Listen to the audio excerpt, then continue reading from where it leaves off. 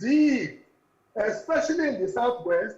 When it came, I once had a personal encounter, a personal occasion with Baba Adedibu before he passed on. And I said, Baba Adedibu, how could a Shehu Musa Yar'Adua come all the way from Katsina and come down to Ibadan and Lagos and come and defeat the likes of Jakonde and some of the other greats of Awolowo in Awolowo School of Politics? And you know what Baba Adedibu told me? Baba Adedibu told me in classical Oyo Yoruba, which I will transliterate. I will endeavor to translate that the guy knew how to play politics with money. My brother Atiku and Bola Ahmed Tinubu today became the flag bearers of the two major political parties in Nigeria because they have always used money to build bridges. So quickly, where does that leave us? Because we complain about the level of corruption, even under a government that had sworn that they were going to fight corruption. Where does that leave us? If we're buying votes at the party level, what happens to the general elections? In closing, corruption is not your problem in Nigeria. Is it? Anywhere in the world, in any liberal democracy, there is corruption. You need a leader who can spin ideas there and create a team that can chase good ideas. You are not as corrupt as Southern Italy. You are not. The last three out of the four governors of the state of Illinois in America are in prison. Buhari messed up our politics by making you people believe that corruption is not a problem. That is why under Buhari and the lack of creativity and value innovation, we are deeper in the mess. Okay. And he has eventually has to capitulate to corruption. Okay. Corruption is not a problem in Nigeria. Your problem is lack of leadership, creativity, and value innovation in leadership. Because Nigerians are entrepreneurially, we are so entrepreneurially powerful that when we see a good ball, we can chase and make good value of it. All right, because we're running out of time. Quickly, Alfred, you wanted to chip in something. We need to wrap up.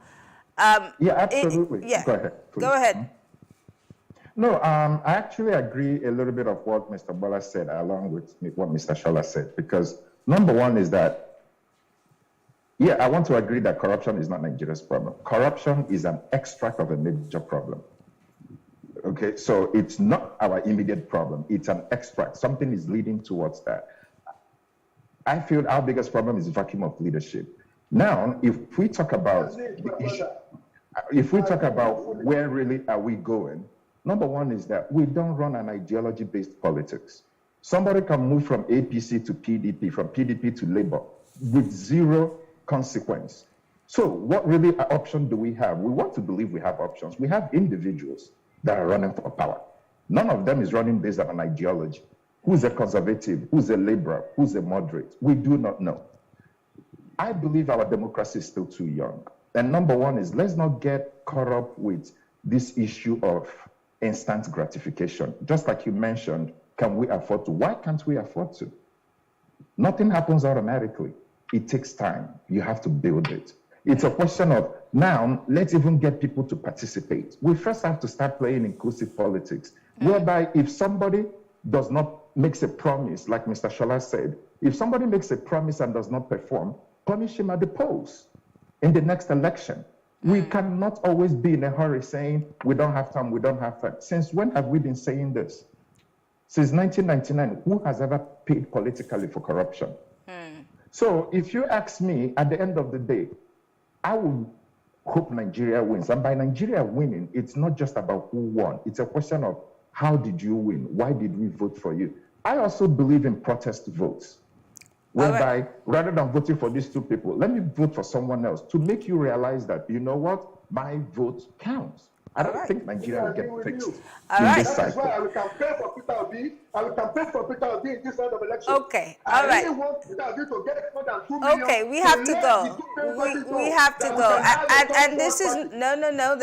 There's no room for campaigning on this show. Not today. I'll send you an invoice No, if you we're have not to. campaigning. Well, I want to say thank you, gentlemen. Time is not on our side. Bola Oba, Babashola Adebui, and Alfred Okolo, I want to appreciate you guys for being part of the conversation. Thank you. It's been a pleasure. Thank you, guys. Well, thank you all for talking with us. We will take a quick break, and when we come back, we will be looking at what one of the presidential aspirants, Ogbonnaya Onu, had to say about the issue of zoning in the APC. Stay with us. We'll be right back.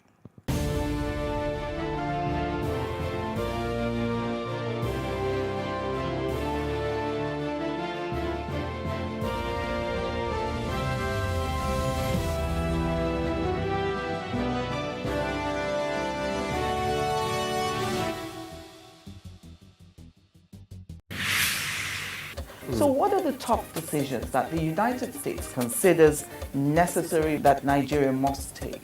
I like to think of my interactions as conversations, not interviews. And that's why I say asking questions is both an art and a science.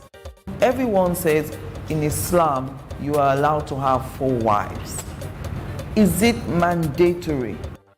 The right question enables answers that educate, inform, clarify, and help you, the viewer, to better understand the issue before making up your mind. Our goal is to reduce from 10 to 2 days the time it takes to register businesses in Nigeria.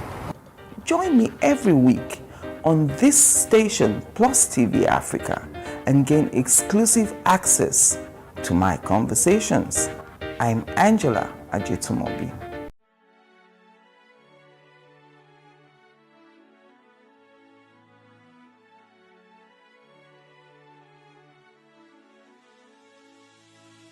It is engagement we need to have. Those who suffer miscarriages are never taken into account. Members of the National Assembly are also influence peddlers. You are sitting on Nigerians' money. From the barbing, I pay my rent.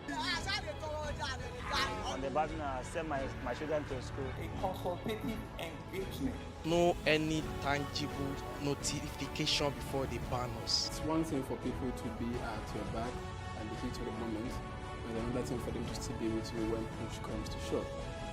I will do everything to take Lagos out of the national grid.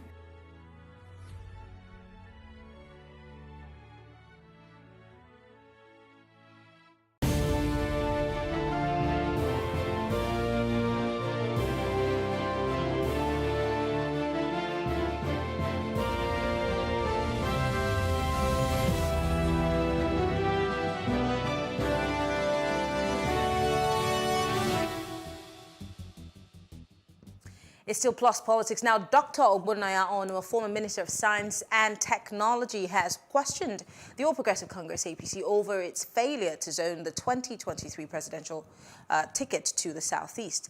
Onu disclosed this yesterday at the Eagle Square while delivering his agenda to the party delegates just before the commencement of the voting at the presidential primaries. He asked, and I quote, "Where is the justice?" adding that he sacrificed his presidential ambition in the past just so 2 candidates from the Southwest could run. Take a listen. Mr. President will be completing his tenure by 29th of May next year. I think, naturally, it should be somebody from the Southeast. I'm not saying this because I'm from the Southeast. Somebody from the Southeast that will now replace him. And that will give the opposite of South versus North and Christian versus Muslim. And it will bring stability to our nation. It will strengthen the unity of Nigeria. And I believe that this should have been done. And I personally, 23 years ago, I made a personal sacrifice when there were 3 parties and I held the presidential ticket of one of the 3. But I had to let it go in order to solve a problem in the Southwest. to make sure that two Olus contested for the presidency, that head or tail, one will become a president. And that brought down tension in the country. And this is what would have happened if we allow the Southeast to, which is the, I mean, look at it. The Southwest has 8 years as president, 8 years as vice president. Well, can you, at the South, they have 8 years vice president and president. Where is the justice? Where is the justice? Well, that's the question. Where is the justice? And I remember watching that, and there was a loud booing coming from the crowd of delegates who were representing every state in the Federation. So I think the question that came to mind was, he was obviously making sense, but why was he getting that much apprehension from a group of delegates in a party that he belonged to? Okay, so thank you very much. I think, good evening, viewers. I think that why, I would hazard a guess that as to why that booing was happening, because it was more or less almost over in terms of the fact that this wasn't a place to begin to ask for justice. Yes, it was a place to agitate, show your agitation verbally, but it may not have much effect if you've not been planning. He made a lot of sense. In fact, a lot of things that he said was actually factual, especially for, if you look at every region coming out to, of course, agitate for that shift of power. We're talking about the supreme power now, as in terms of the real crux of what everybody's searching for. And he's thinking to himself, since 1999 that we became civilian democracy, we've had a northern president, we've had a south-south president, we've had a southwest president, and we don't have southeast president. And he, when the three parties merged to form APC, was critical. In fact, was one of the pillars of the AMPP who came together to form that party. But there's a lot of play that happens before you get to this point. And I'm guessing that that's the reason why that booing was happening. But if you think very deeply about it, it made a lot of sense, because it runs even much more deeper than that, down to the appointments, down to appointments at federal appointments, down to the local government distribution, down to as much as the security agencies, spread of security agencies. So, for instance, out of 16 heads of security agencies, I mean, you don't have any from Southeast extraction. I want to take you on that, but ladies and gentlemen, Ihe Ibeji is a political analyst. Also joining us via Zoom is a legal practitioner, Obinna Chukwu. But Ihe, I want to take you on that. I have had this conversation over and over again about appointments, about people from the Southeast or even the South-South, leading or heading, being chief of army staff or naval staff. And they would tell you that we don't have a huge number of these men and women in those forces. And that you have more of, people from the north, the northeast, the northwest, the north central, in those areas. And that's why most of the time you see them rising to those positions. It's debatable. It's debatable, but this is what they say. Also, for Anabunaya, some people would say that what he says or talks about as a sacrifice of sorts would be, so for some would be that he was rigged out of that office or that position. And so why is he saying that he sacrificed it, or is he trying to say that he was a Goodluck Jonathan in this instance? Well, I mean, before every appointment is made, it's called positioning. So, I mean, every region positions themselves. I mean, for a region to understand the strategic nature of a handshake across very different divides, you need to begin to position yourselves. You need to position yourselves up to the point where you have fully top-ranked officers who can take over at the highest level of positions, highest level of offices. But then again, it also behoves on the president and the top office to appoint, make such appointments. So even if you position yourself up to that top rank and the president does not deem it necessary, you will not get that position. So for instance, you have an IGP, for instance, who maybe has not gotten up to the level of a a DIG, so to speak, and he's going to be picked to be made an IG. What normally would happen is what? I mean, every other person who is above him is retired. Is retired. So that's how it works. So at the end of the day, it all boils down to not just the preference of the president, but that federal character and the equity, which is one of the things that we are talking about. So aside positioning, that also comes into play. The political evaluation and political strategizing in the power structure, it has to work that way. And so far, unfortunately, it hasn't worked very well for the Southeast. If you look at the spread of the political appointments within this circle, if I may, you look at the Northwest has 37. You look at North Central, 21. You look at Southwest, 64. You look at Northeast, 29. You look at South, 24. And you look at the Southeast, 15. So these are some of the things that you begin to look at, then you begin to put one or two together, and you ask yourself, okay, so where is the equity? And that's exactly, these are some of the things that bring the angers to what he's saying. But you also need to understand the fact that there is a role that is played, as I said earlier on, by the political class, by the presidency, and there's a role that's played by the region.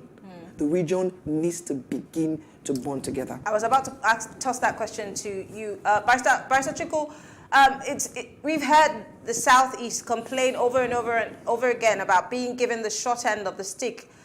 Always, whether it be a government that is even under a South-South government or a Southwest government, the Southeast always seems to be getting the short end of the stick. And Ihe is also saying that maybe there's a death of positioning and structuring that would put you in a position where you would be picked for these offices, or even for the Southeast to be able to spread and say, well, it's our turn, and are able to also make sure that they get that turn. But what's your take? Okay, first, thank you for having me. This has become a recurring thing in the Nigerian polity. I think, to me, this appears to be the closest that Southeast, or people from the Southeast have got into in terms of being the flag bearer of a ruling political party.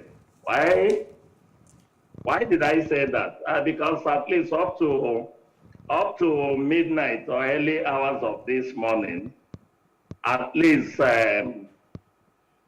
the winner of the APC primaries was not known until the votes started to roll by and the counting started. But for me, I would say that we need to de-emphasize this issue of every time or any time we are close to a political, saying, okay, let me be specific, the primaries for presidential election. You begin to hear politicians shout, mention one region or the other. I think we need to de-emphasize that. Let us, if what Nigeria wants to follow is to allow for the best candidate to emerge, we should completely take a dive into that and allow that to work. What that will now mean will be that whoever that will be elected or that will fly the ticket of a political party will be by merit. I don't understand why But is there not also a loophole in that? Because you see, merit can also, one way or the other, put certain persons, in a corner. Again, merit can be that, oh, this guy is smart, he's intelligent, but then how many people does he have lined up behind him? That's what pushes again, because politics is a game of numbers, not necessarily about sentiment. So you might be smart, you might be good, you might merit it, but then we don't give it to you because you don't have the numbers. No. So what happens then? Marianne, what I'm saying is that I don't like this in one breath. The politicians will be shouting north and south, left zone to north and south. in another breath, you will see the politicians do exactly opposite. If the main aim, or maybe to encourage stability and inclusiveness, and Nigerians or the political parties decide to now go zoning, why don't we go allow that zoning to work, or allow the zoning to get to the extreme? For instance, over from 1999 up to into this administration, the issue of zoning between North and South worked until we got to the point where the zoning was again to come to the South. And looking at the South, you will see that the only region or zone that has not taken a shot at the presidency from 1999 till now is the Southeast.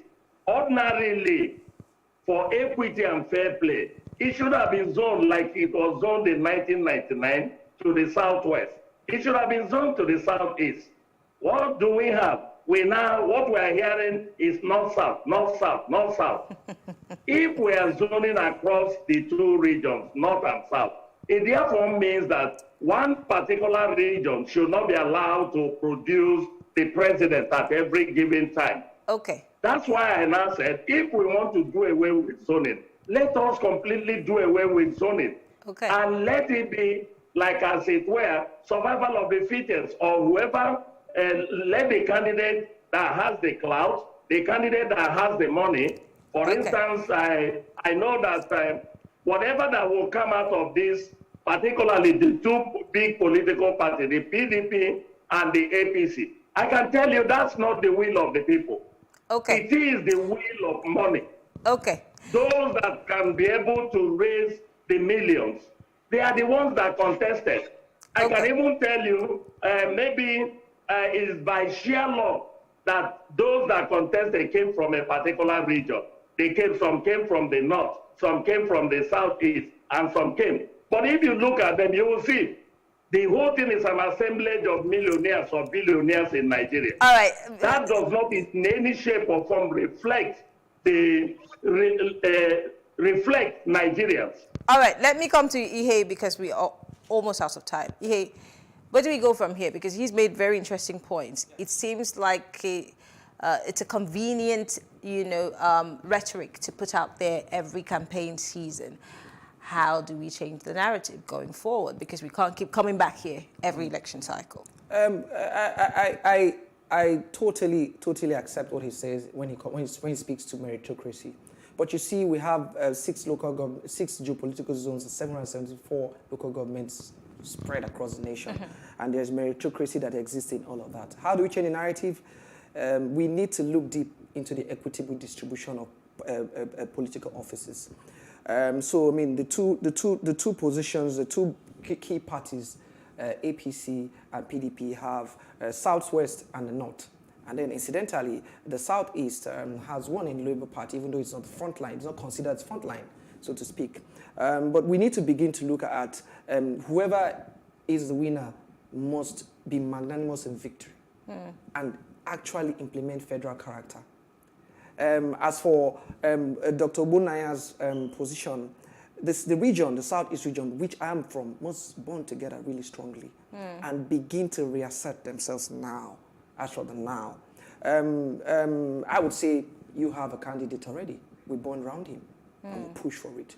On the other hand, we speak with one voice. 7 years ago, APC flag bearer has started to plan. Yesterday, we saw governors from member Southwest states step down for him. He had done a handshake across the divide. We had about 3 or 4 candidates from Southeast extraction, and they all stood on the podium. Some stepped down for the Southwest candidate. No bonding together. These are very crucial points that we need to take to heart. Well, unfortunately, time is not on our side, but we will revisit this conversation, of course, because campaign season is upon us, and there is a lot to talk about. But Ihe Ibeji is a political analyst, and Obinna Chukwu is a legal practitioner. Thank you so much, gentlemen, for being part of the conversation. All right. Well, this is where we wrap up on the show today. It's been a very interesting 48 hours, if you ask me. But tomorrow is another day. We'll be talking for development. I am Mary Anacone. Have a good evening.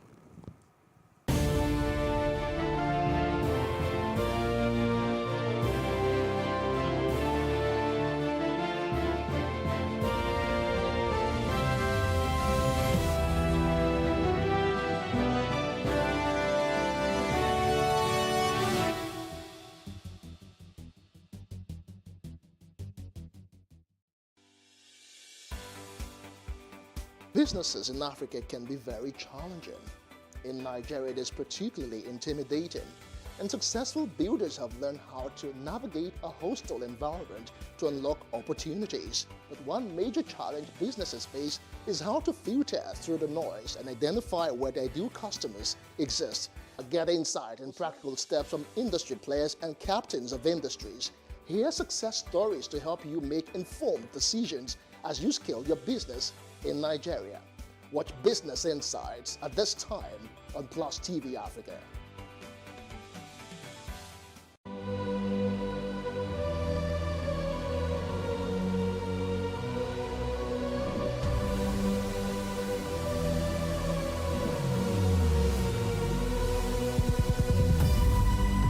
What we do not understand, we will stigmatize.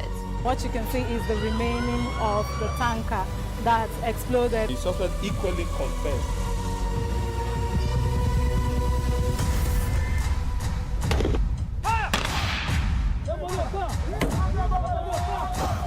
A 500 naira they collect them. If you don't talk, then go beat you. Now 2,500 they pay.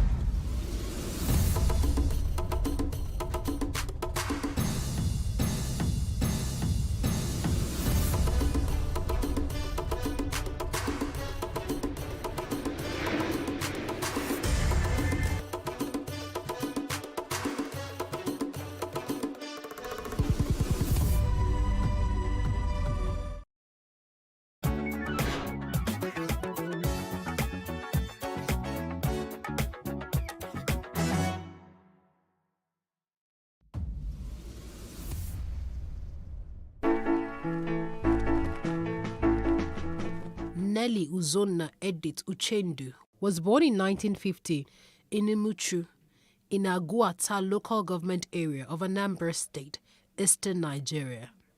She was a Nigerian singer, composer, and actress. Nelly started singing at an early age. She later joined Professor Sonny Oti's music group, under where her talent flourished.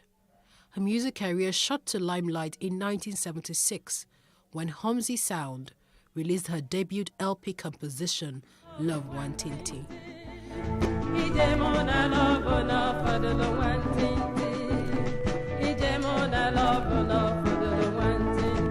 Thereafter, hits like Waka, Akabueze, and Mama Hauser further established her place in the Nigerian music industry.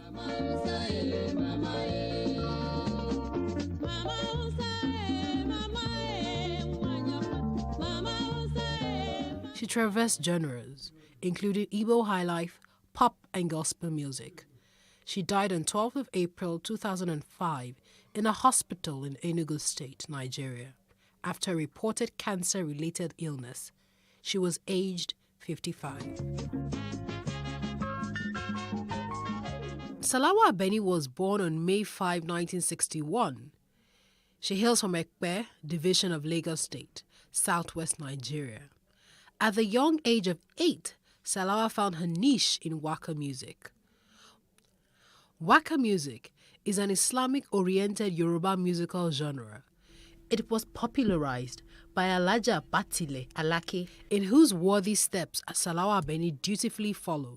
She was crowned Queen of Waka music by the Alafin of Oyo, Obalamidi Adeyemi, in 1992. Her debut album, titled Late General Murtala Ramat Mohammed, in 1976, was released on the Leader Records label. It became the first recording by a female Yoruba artist to sell over 1 million albums in Nigeria.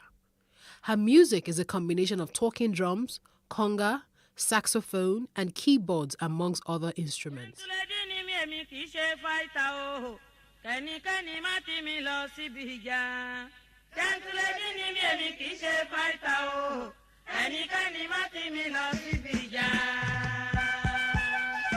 She has performed in and outside the country and has released up to 12 albums during her music career.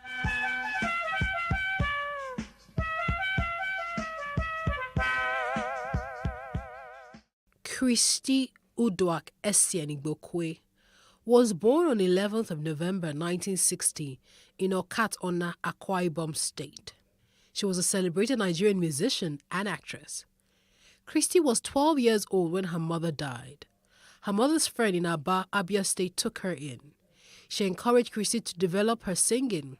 She even bought her a second-hand cassette recorder to tape her songs. With time, Christy became known as Nigeria's Lady of Songs.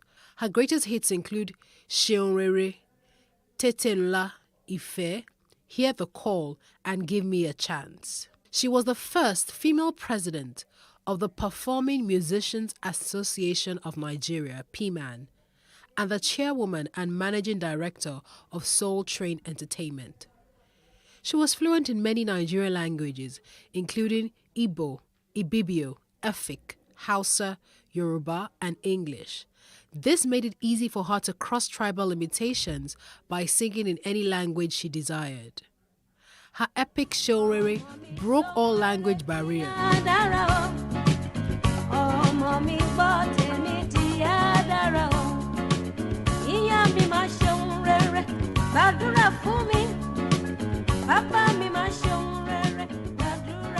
Whilst Akwa Ibom's meme is regarded as the unofficial anthem of Akwa Ibom State, such was her impact across the country that whatever language she used, her message evoked emotion and reflection.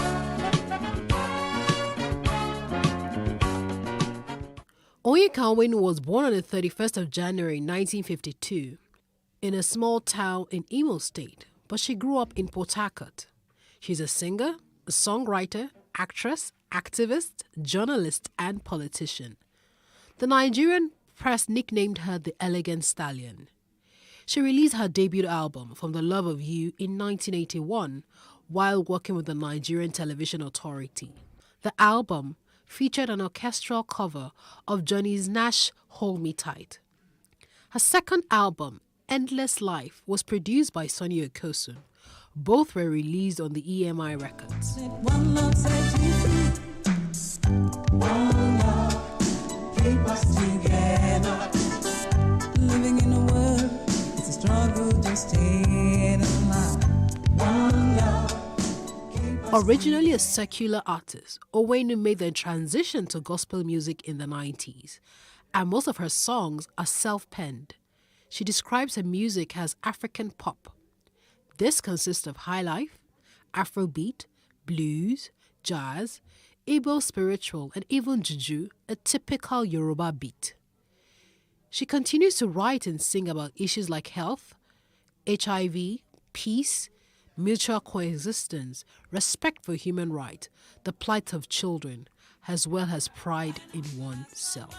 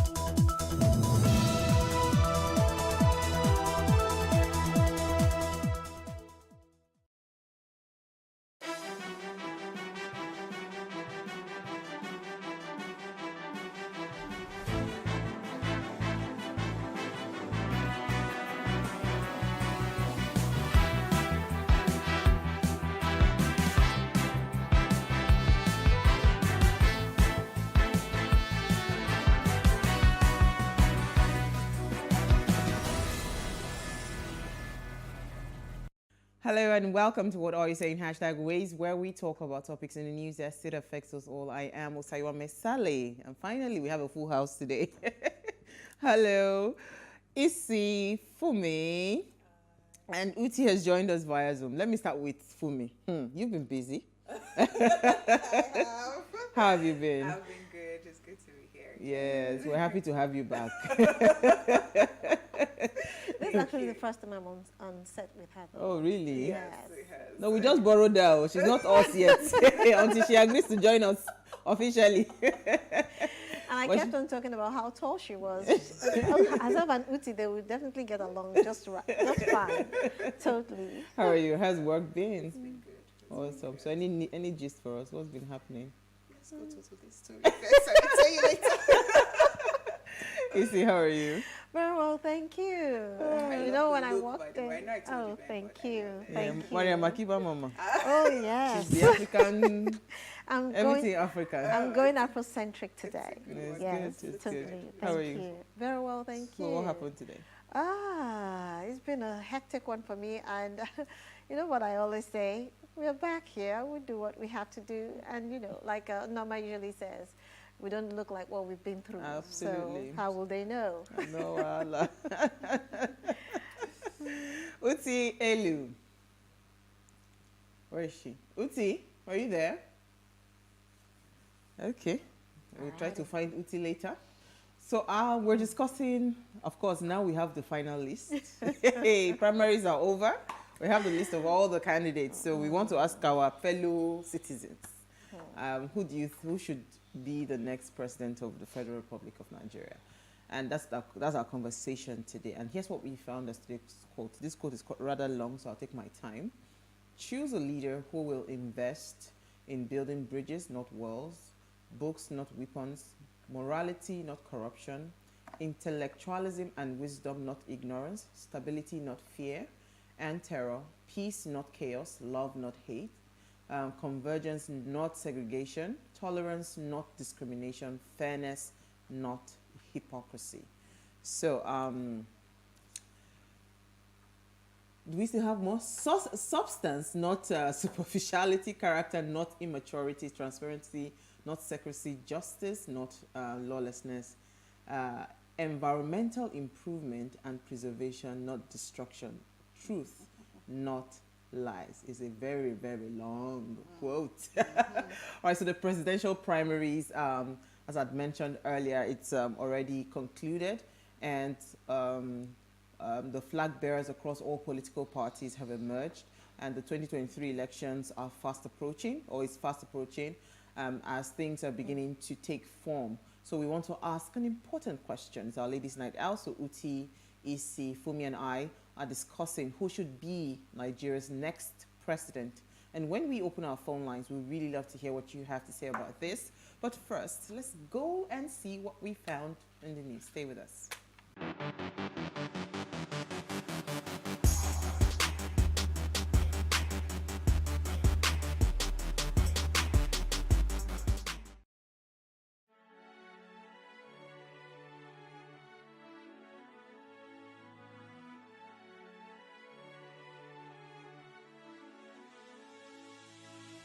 It is engagement we need to have. Those who suffer miscarriages are never taken into account. Members of the National Assembly are also influence peddlers.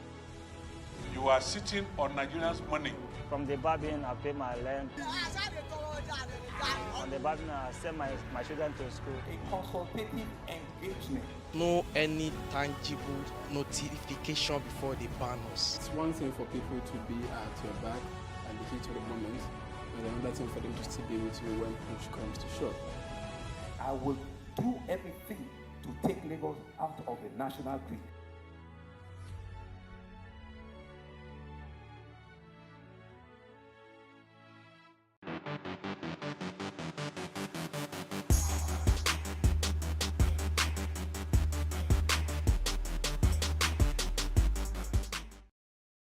All right, National Donald Duck Day. On June 9th, each year commemorates the birthday of a funny animated cartoon character, Donald Duck.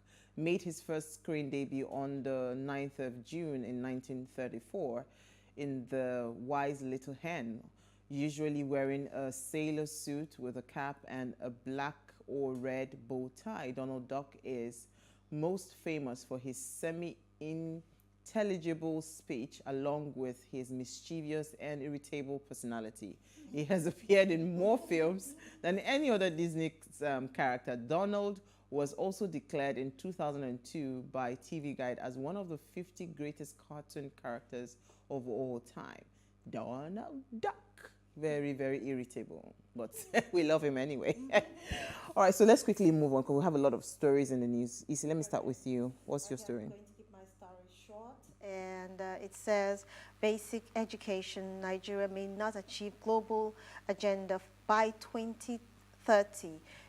UNICEF laments. Yes, it is important for us to understand this, and the United Nations Children's Funds, in collaboration with Foreign Commonwealth and Development Office in Nigeria, has stated that despite the progress made, Nigeria is not likely to achieve the global agenda of universal inclusiveness and equitable quality basic education for all school-age children by 2030.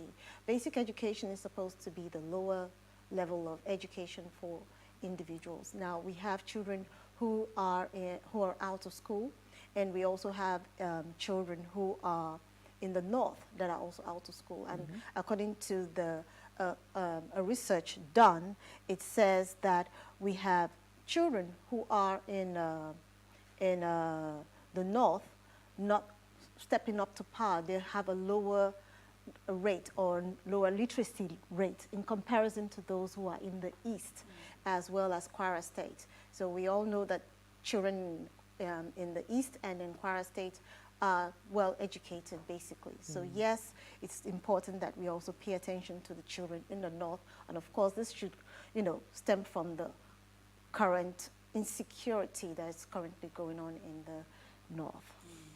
Moving on. I wonder why they say we can achieve it by 2030. We can if we put our minds to it. Absolutely. Conversation for another day. Absolutely. Because as far as I'm concerned, there's absolutely nothing impossible. Exactly. It's just the willpower to and do the it. resources are there.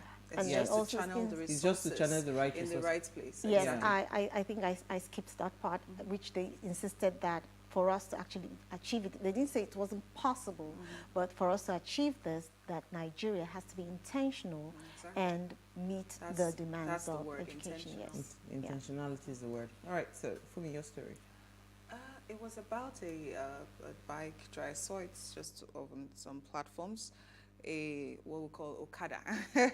And I think he hit someone, and he was, almost, when you talk about jungle justice, right? And fortunately for him, I keep saying that probably his guardian angels were at work.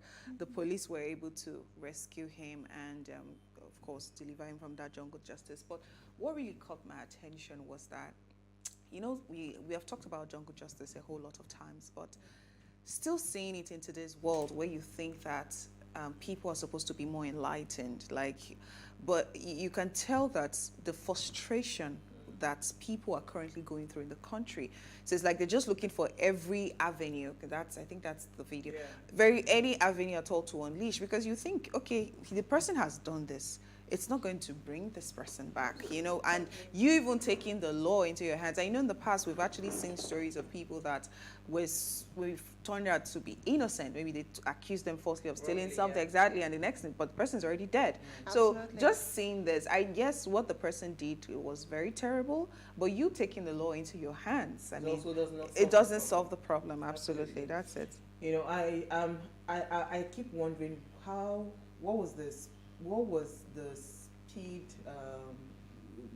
the speedometer rather reading on his bike, because did they look at it? I am surprised. To knock somebody to the point that the person died. I am surprised. Yeah, I'm wondering. I'm saying I'm surprised you're asking about speed. I'm saying that I am wondering what was the speed limit. That's what she's saying. They don't. As at the time he was riding that bike. Okay, that's what she. Okay, you were wondering. So she's saying that is not even looking at it. because those guys, I need to ride a bike to the point. You know, bike accident I know Yes. can be very bad. Yes. Well, usually bike accident you come out with a broken leg, Yes, or something, yeah. But for the person to die instantly. Exactly. So I'm wondering, like, what The speed impact was must have Yes. been much. You know, sometimes when you see them drive, I was saying it, I said, they drive as if they have multiple lives. Say, like, they have spare lives. Like, okay, you know what, after this one, I'll come. Bike and do we have Uti now? Is Uti there or we're still not having her? Okay, so Can you hear me? Yeah, Uti, yes, hi. Hello. Hi. Good evening. Hello. How are you? How are you? How are you? I'm okay. We can see that work has Busy. arrested you today again. Ah. All right, so your story quickly. So mine is a short one and another sad one in the face of all the current insecurity challenges that we're facing. So the headline says, 3 days after our massacre, gunmen kill 4 in Ondo. The story was unfolding, so I think now it's 6 people that have died. Wow. In the Dabo and Igba areas of the town of Owo. It says that the victims of the attack were tea sellers, commercial driver, and roadside traders who were shot sporadically by gunmen on 3 motorcycles. They opened fire. Basically, people were hit. Multiple reports have come in. Some people have claimed that they're cultists attacking a rival cult group. Other people have claimed, or rather, the police put out a brief statement who confirmed that the killings were by armed robbers who attempted to rob residents and traders in the area. So, as I said, it happened today. So the story is still unfolding. Not much information has been released beyond that, but just given what that town went through on Sunday, this is very disheartening to hear, and just amplifies the security challenges that we have in the country today. Absolutely, that's really sad. When I saw it today, I said, now wow, within the space of how many days? It's heartbreaking. Very, very. All right, so my story quickly, there was a fraction of Labour Party, although I hear that the person, they have sent him warning letters, so he has stepped down. So there was a fraction, I think it was Peter Obi's former aide, I think his name is Diga Eze14 or something. Yeah.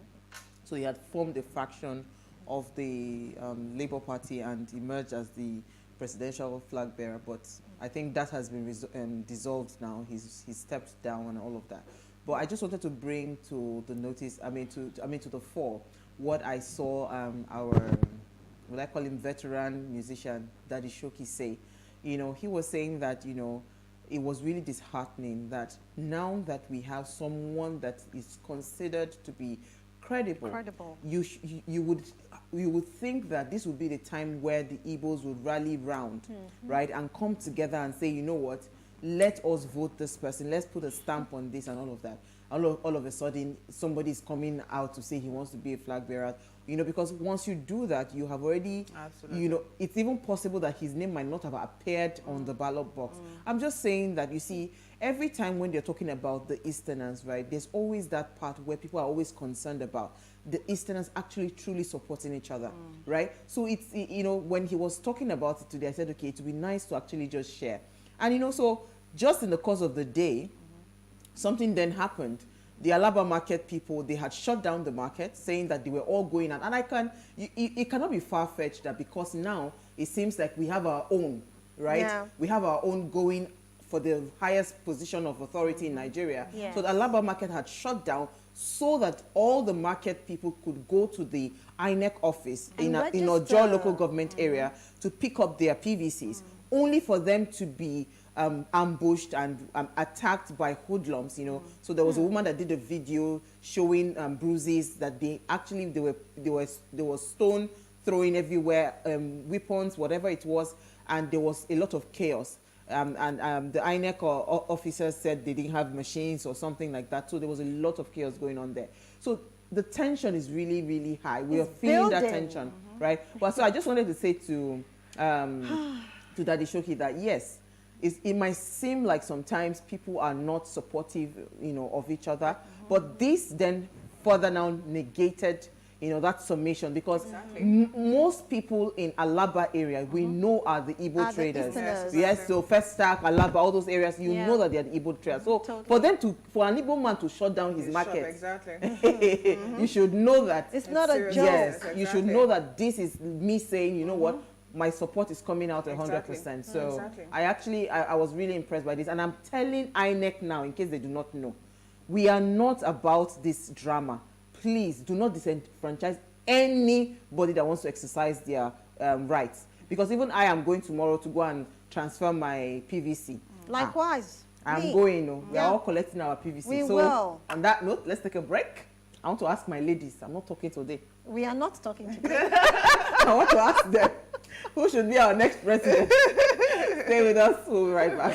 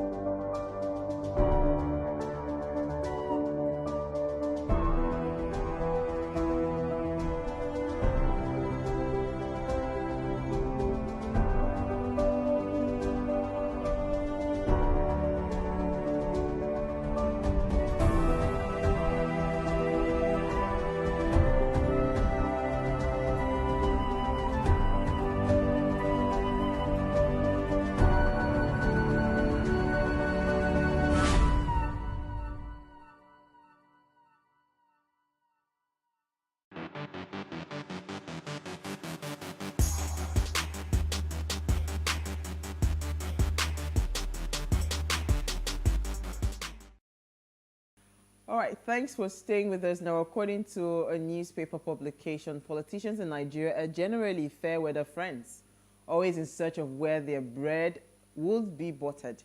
They do not have principles, and the political parties find it difficult to stay on track with purposeful ideologies. Now, what politicians do is play mind games with us in their flowing robes and position themselves strongly for quick wins. Now, politics, for most of them, is a full-time job, but they lack any visionary zeal and sense of purpose to take Nigeria to the promised land, which explains our current situation, motion without movement. Now, candidates have come forward with their parties, and it is up to the electorate to decide who should be Nigeria's next president. So in case you're wondering who the candidates are, so we picked out 4 prominent candidates. So there's Ahmed Tinubu, there's Atiku Abubakar, there's Peter Obi, and there's Rabiu Koko. So, you know, we feel that this should be, the game would be amongst these 4 candidates. Now, please, let's hear what you have to say. Remember, you can join this conversation. Send us an SMS or WhatsApp to 081-803-84663. You can also tweet at us at Wayshow Africa 1 with the hashtag Wayshow. So since we have our guest co-anchor in this studio, let us give her the honors. You know, I like to throw people under the bus. Let us give her the honor. So, I mean, finally, right, the list is out. Yes, I was talking to you. You know, finally, the list is out for me. And, you know, we have Bola Ahmed Tinubu, we have Peter Obi, we have Atiku Abubakar, and we have Kokonso, right? Even though people were thinking Kingsley Moghalu was going to win, but he lost his presidential. No, that drama was a bit. It was plenty. It was plenty of drama. Exactly. But so let's leave it to those 4 candidates, right? You know, when you think of Nigeria, right now, what are the biggest challenges we have in Nigeria? We have economic challenges. We have, you know, healthcare challenges. Education is there. You know, infrastructure is there. What else would I say? We have all the challenges. You know, exactly. I was waiting for it. Let's not say everything. Yes, okay. Nigeria is still one of the happiest places to be in. Because we make ourselves happy. You know, so I'm thinking, right? Yes. So when you look at the candidates that have been presented to us, to say that these are the people that are the forerunners of the next presidential elections, right? Who do you think should be the next Nigerian president based on the list of the plethora of challenges that we have, that we think that this person should be able to at least, you know, help take us out of the quagmire we're in? Well, you're See me using English today. I'm see. ready for you. The grammar is blurring. But that's the thing, because there are other candidates, and somehow we seem to have focused on this 4. Why do we think that the person is among this 4? I know you said that they are the ones that probably have a lot, like maybe the following and all of that. But who no, you can't tell. Let's not kid ourselves. But that's where the problem lies. Okay. You see, the other day I was having a conversation on a group, and we're talking about this thing, and I realized that until the current mindset we have in Nigeria changes, the truth is a whole lot is not going to change. Because there were the sentiments of, oh, this person has been there for a while, this person has played a very huge role in this party, oh, this other person. Of all the 4 you picked, if you want to say who should be the Nigeria's next president, me, I should be Nigeria's next president. Come and vote for me. But my point is, at this time, it would be very important to call in to play track record, because what I've seen so far that has been playing out is the sentiments. People are not really focusing on what has this person done. And the beautiful thing about most of these candidates is the fact that they have actually played in some fields in the past. So we can actually use those fields that they have played to say, okay, based on what you did when you were in this role, in this position, what did you do then? Then we can use that to accurately judge, to say, of course, where they get in there, because ruling Nigeria is a whole different ballgame. But if you are able to use that track record, at least for a start, then you can say, okay, based on precedents, based on what has happened in the past, we can, to a large extent, present this person before, for this, and let's see what this person is able to do. But that's not what we see today. So as much as we would like to say, oh, this is the person that we think, right now what's coming to play is a whole lot of sentiment, is a whole lot of, forgive me, tribalism. It's more like, it's my person, it's from my side, I've known this person, or maybe those that have the biggest pockets, because we have also seen that come into play. And we were talking about it backstage when we talked about how with the economy currently, we may actually see more people sell their votes more than ever before, because people are hungry. Yes, that's why people are hungry. So if you come to a family, maybe, and you know, you're talking about the hoodlums who attack. If you look at this, some of these people who are used to perpetrate certain things are not very educated. So it's very easy to sway them. Somebody was telling me about how it works with market women, that they will just, maybe the Yaloja, whatever they call them, the leader of the market will tell them that, is this symbol, that's what you should vote for. And if you don't do it in the market, there's going to be a penalty for that. So they don't know anything. They don't know, does this person, is it good for, and they're good to go. So for now, it's a whole lot. I will be very sincere with you. So, I keep saying that if anybody's really expecting a miracle from this 2023 forward, the person is going to have a long wait, because the change, but like I said, it's good. It's good we have started, because I love the awareness. I love the fact that people are talking. But interesting, do you know there are still some people that are not interested in getting their PVC? They don't care. Exactly. Let me come to you, Isi, then I'll come to you, Uti. Isi, go ahead. Okay. Oh, you want me to go to Uti? I can go. The key thing here for me is the fact that when I listened to the quote for today, a few things struck my attention or resonated with me, and they were building bridges, morality, promoting morality in the land, stability, which is crucial to me, critical, peace, thriving in the land, love. We should promote love. At least one of the candidates that actually stated that you know, we need to promote love and not hate. Tolerance, religious tolerance is so crucial right now in our country, in Nigeria. And we have fairness. The key thing is, do we have all of these currently in the people who we have presented? Do we? Uti, it's a question. Uti, can you answer that question? Absolutely not. I don't have an answer to that question. In fact, I don't have any answers today. Mine is just to, first of all, you said you're focusing on 4 people. Please, there are plenty other parties. I think I like when Fumi talked about the fact that people have to realize that we need to start to change the narrative. And in everything that I have done up until this point, it's really about that narrative, because the narratives are powerful. We have been so many narratives have been presented to us over the years, and we have bought those narratives. So it's important for us now, as awareness is growing, that we're also building awareness of the right things.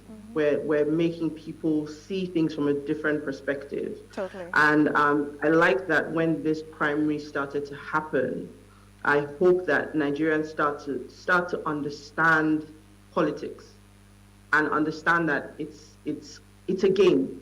Let me put it that way, as much as we don't want to hear it that way, right? It's a game, and it's a game about power. Totally. So as much as we all want change, and we all hope for the best, and we all pray for the best, we must be aware. We must be educated about the system. We must be educated about how the game of politics works. Because if we really, really want to see change, then that's what we need to understand. It's not enough for us to do social media politics. It's not enough for us to, like I think Issy said, that some people are still not interested. A lot of people are still not interested. There's still a lot of apathy out there because people just believe that what will happen will happen. And we can see it even from the primaries, that the decisions or the way you think that you are going to make the decision is not the way the person next to you is going to make the decision. Some people are still going to vote with their stomachs, no matter what you say, because they got to eat now to survive the next 4 years. Totally. So there's going to be lots of different perspectives. But I think the first thing for me to say is, let me buck the trend. There are many other candidates, and I'm just going to run through a quick list so that in case anybody is thinking, I don't want to vote for any of this four, there are other people, some familiar names and some not so familiar names. So YPP, you have Prince Malik, Ado Ibrahim. We already know of Kwakwanso, but a name that I was surprised to see when I was looking at the list earlier today was Omoyele Sowore. So he's back again. Even in the midst of all the troubles that he's had over the years, he's still on that path with the African Action Congress. Another name I was surprised to see was Kola Abiola, of course, who is the son of MKO, with PRP, that's People's Redemption Party. There is SDP, Social Democratic Party. We have Prince Adewale Adebayo. And then we have the surprise one for me, which I think that the party is probably one of the ones that we're more familiar with on the show. ADC, where I think everybody just assumed that Kingsley Moghalu would get it, right? Would get the ticket. And out of nowhere, Dumebi Kachukwu, who is the brother, I believe, of Ibe Kachukwu, has taken that ticket. So if none of these four names strike your fancy for our viewers, then there are other parties out there and other people. And we need to, as one of our guests has said before in the past, we need to start to look beyond the party and start to look at each candidate themselves and what they bring to the table. I don't know that I agree so much with Fumi about track record, because if Nigeria itself is a big failed track record, so so anybody who's been part of the journey so far, I don't know how, how to isolate track record. No, I agree. Uti, I agree 100% with that track record thing, because that's the best way to help us try to at least eliminate some people out of the equation. And I like that you're reeling out all these names. But you see the sad reality, and I'm not one to lie to myself, Uti. The sad reality that we have in Nigeria today is that the game will be played amongst these four people, sadly, right? So we are not about all those, and we need to also wake up as Nigerians. Let's not fool ourselves. Yes, we want to change the narrative, but we also do not want to live in a fool's paradise. Let us stop kidding ourselves to think that because somebody somewhere that has one whatever, has a what's it called, social media following and all of that, means that it automatically translates into, we should know where the game is played and play it well. So if I were to be... That's exactly the point that I'm trying to make as well, that the narrative that we need to now start focusing on is the fact that, look, you are not going to get change moving the same players across the board, which is why I make the comment about track record, right? If you truly want change, then guys, it's not even the PVC narrative. It's a narrative. This thing you're shouting, PVC, PVC. At the end of the day, the whole 200 million plus people in this Nigeria is boiled down to these men. And you were not part of that decision. No, so now you have to make a decision out of the, I don't want to say the best of the worst, but out of the best of what you are given. Absolutely. We have already agreed on this table that going forward, our narrative will not be go get your PVC, because that is a complete waste of time. Thank you. At the point of PVC, Thank you're you. already too late. We saw it happen, right? Delegates that cannot So even that's speak. what I mean when I say changing the narrative. Absolutely. So yeah, I understand that narrative, what you're saying. So delegates that cannot even spell their names, delegates that don't even know what is what, they just come, they tell you, okay, help me write it. It is people that are writing on their behalf. Is it those delegates that will decide who? So you need to understand that everybody knows now that this game is not in a function of PVC. It is a function of party participation. That you go into a political party, you infiltrate those parties. Exactly. So my point, back to what I was saying, that when you were reeling out all those other parties, what is their structure? No, but we need to. So, but you see what you're so saying. you see, Yes. if you truly want to fight something, if you want to change something, everybody must be willing. And this is why I must applaud Professor Patutomi. Once Peter Obi came into Labour Party, he dropped his own personal ambition, because he knew that this person had a lot more what's it called, credibility, and he had more. He had a lot more mileage than him.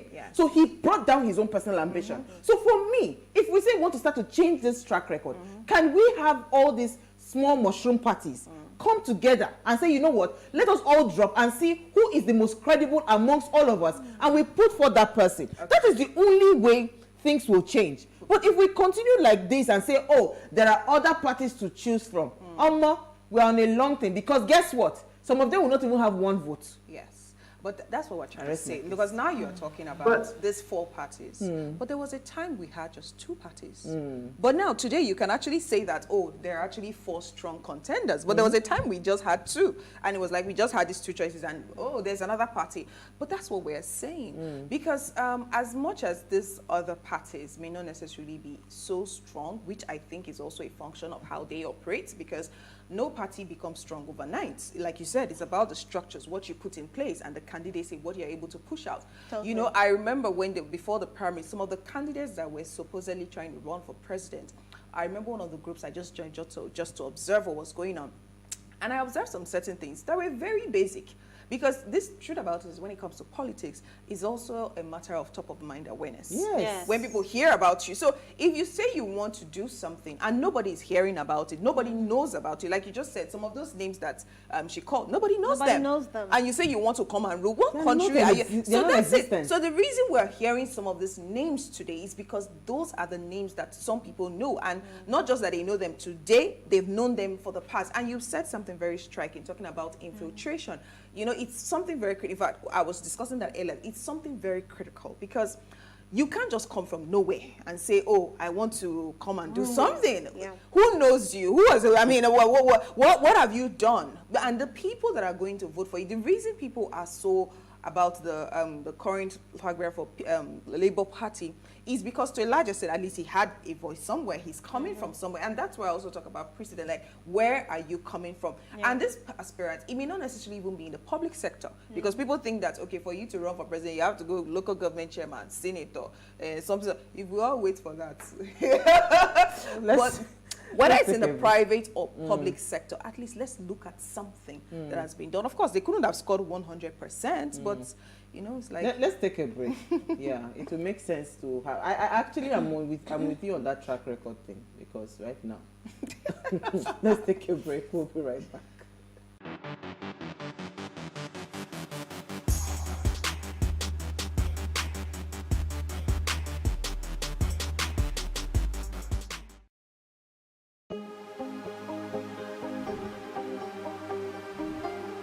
It for upcoming artists to blow in Nigeria.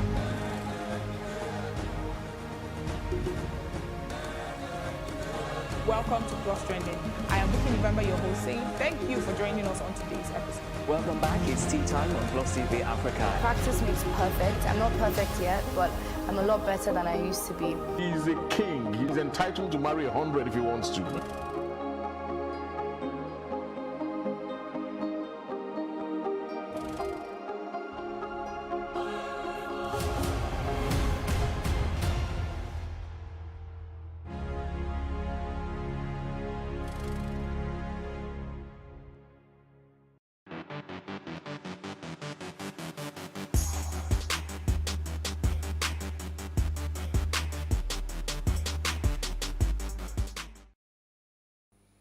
All right, thanks for staying with us. Now, if you just tuned in, it's our Ladies' Night Out, and we are asking you who should be Nigeria's next president, right? Please, let's hear what you have to say. Remember, you can join the conversation. Send us an SMS or WhatsApp to 081-803-4663. You can also tweet at us at Wayshow Africa 1 with the hashtag Wayshow. Our phone line is now open. The number to call is 07025007749. That's the number to call. Remember to turn off the volume of your television set so we can hear ourselves. So, I mean, I like track record and I want to stay on track record. But you see, where we are right now, and I need us to be very honest with ourselves. I do not believe that the change that we seek would happen between now and 2023. In fact, I'm actually even extending it beyond 2027. So if we get things right, I'm thinking the elections after 2027, that would be 2031, right? Yeah. That is probably when we might actually see the kinds of leaders that we want to, because by then we would have had time, to, be involved in the political structure of every single party. So be it a known party or an unknown party, but we are involved in those political structure, right? So for me, I'm just thinking in my head, right? Now that we are where we are, because it's like we're back to 2015, where we were stuck with the devil and the deep blue sea. That's the reality. It's a reality, right? So, but I know people are running away from calling names or whatever, but let me take our first caller for the evening. Youngest old man, you're live. Good evening. Hi. How are you? We are good, oh, fine. Well, I'm chilling against all odds, despite the pain the country is pushing us into. Every day we keep on losing hope, but there's still hope in the no hope situation. Absolutely. However, I think your topic today is quite sensitive, and I want to take it from a clear perspective of try your best and leave the rest for God.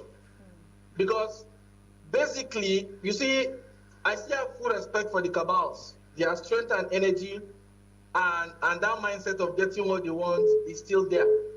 However, I still believe on the supreme being that can metaphorically change things for the horizontal concept to a different perspective overnight.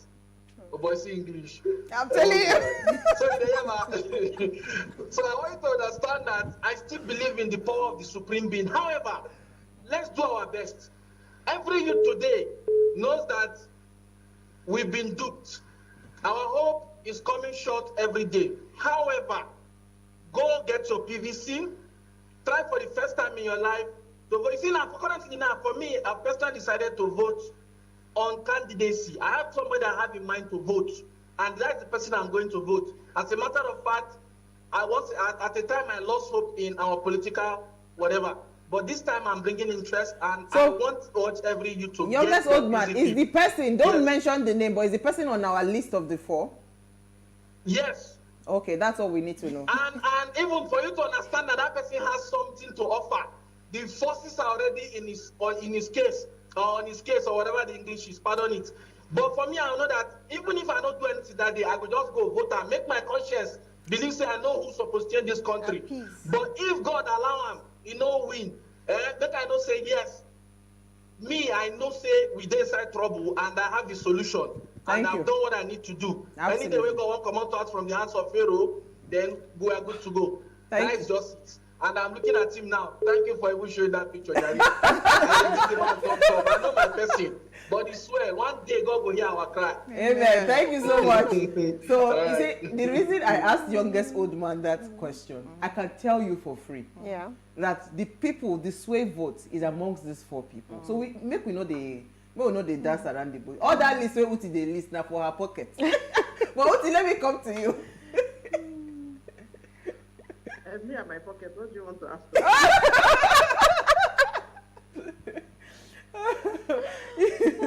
But you see, I was saying that we are back to 2015, where we are almost at that point where it seems like we're picking between the devil and the deep blue sea, right? Yeah. So what can we do differently, right? So and that's where I think I agree with that track record that you were talking about, because if you look at these candidates, right, I mean, some you would know that, yes, they have some track record that, you know, even the people around them are afraid of them. Say, if this person enter power, no more chopping for us, you know. But, I mean, I don't know. Let me not talk too much. So, Uti. So let me tell you why I read out those parties. And I still stick to, you know me, I stick to my narrative. We need to start to change the way we think about politics. I like when Fumi said we had two parties. Let me burst your bubble. We still have two parties, whether you put 4 people up on the screen or not. Let me help you burst it. But the reality for me is we need to start, you know, every time, even when our last caller was speaking, he made a lot of references to eventually change will happen. We hope, we pray. All of these things are fantastic, but we need to start to learn what we need to do. And you know why these parties are important? We have a lot of candidates. Everybody's talking politics now. Yeah. 2023, before the year is over, would have moved on. It happened in 2015, it happened in 2019, it will happen again next year in 2023. We will accept our lot and we will move on. Absolutely. Right? A lot of players come round. Every 4 years they pop up like a penny, they make noise, they try to win, about those players. and they go back. Absolutely. Now, the role for me that Uti, these hold on. parties Let me are just quickly required- take a caller, then I'll come back to you. Okay. Hold your thoughts. Francis from Jos. Hello? You're live. Hello. Go ahead. Hello, I greet all of you. Hi. I'm so happy for what people have just discussing today. Thank you. You are just telling Nigeria what we're supposed to do. Everybody, you know, even Power know that P2B is the best candidate for Nigeria. Okay. And it's just that they want to marginalize them.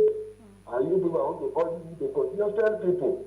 It is not all about this, the money choice. They are not, these people in PDP and APC, they just use money to buy people. And we in Nigeria are supposed to know that. These people using money to buy people who have nothing to do for us. So don't go on this one. You have a very good vision. The security tactics. Here is campaign something first. Check his antecedents. He's better than anybody. I'm from Jos. I'm not an Igbo man, but it's a good person. Even me, I will vote if my vote will wait. Me and my family will vote to be. You people should continue to tell people the good person so that Nigeria will change. We will not continue to be in this darkness. All right. Continue to be like this. Thank you, Francis. Thank you, Francis. God bless you all. Thank you, Francis. So, Uti, you wanted to complete your thoughts quickly. Yeah, so I mean, the understanding of what these parties are supposed to do, the concept of having a shadow government, the concept of having, we keep saying, who is going to question the government? Who is going to stand up to the authorities? We have all these questions. We ask them all the time. Do we have rights to speak up? This, that.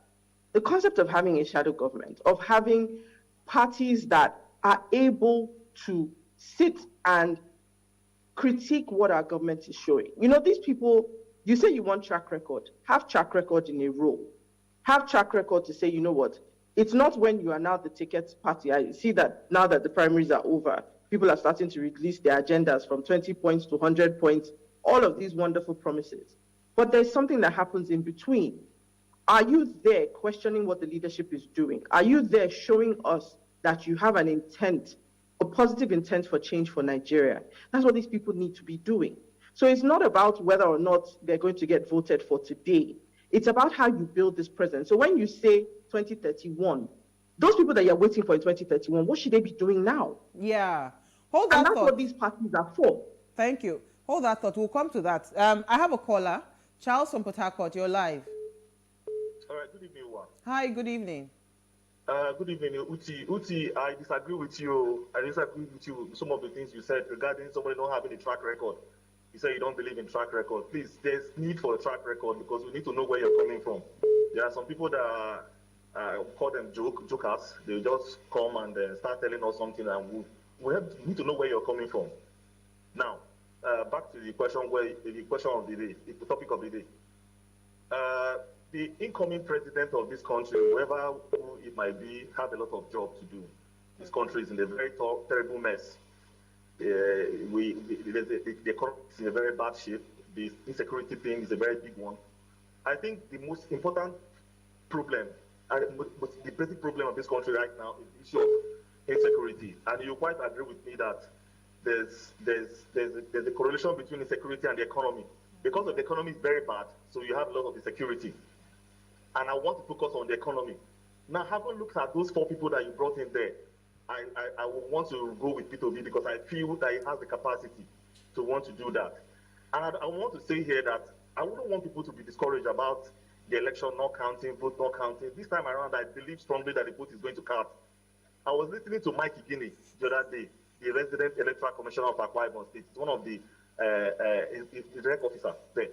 He was saying something that people have not really taken time to study the new electoral act, which actually gave me a lot of confidence. You see, most of all these our politicians, they are just busy jumping up and down. They don't really go taking time to go and study that electoral act. They think it's business as usual, but some of them will be highly disappointed. The only thing I'm going to say to the youth is that people should go get their PVC. I've dusted mine already because I have mine since 2011. I've dusted it. I'm waiting. They should not be discouraged. They should get prepared, vote, and your vote is definitely going to count because of the new amendment to the Electoral Act. Absolutely. That's my take this evening. Thank you very so much. ladies. Thank you so much. For me.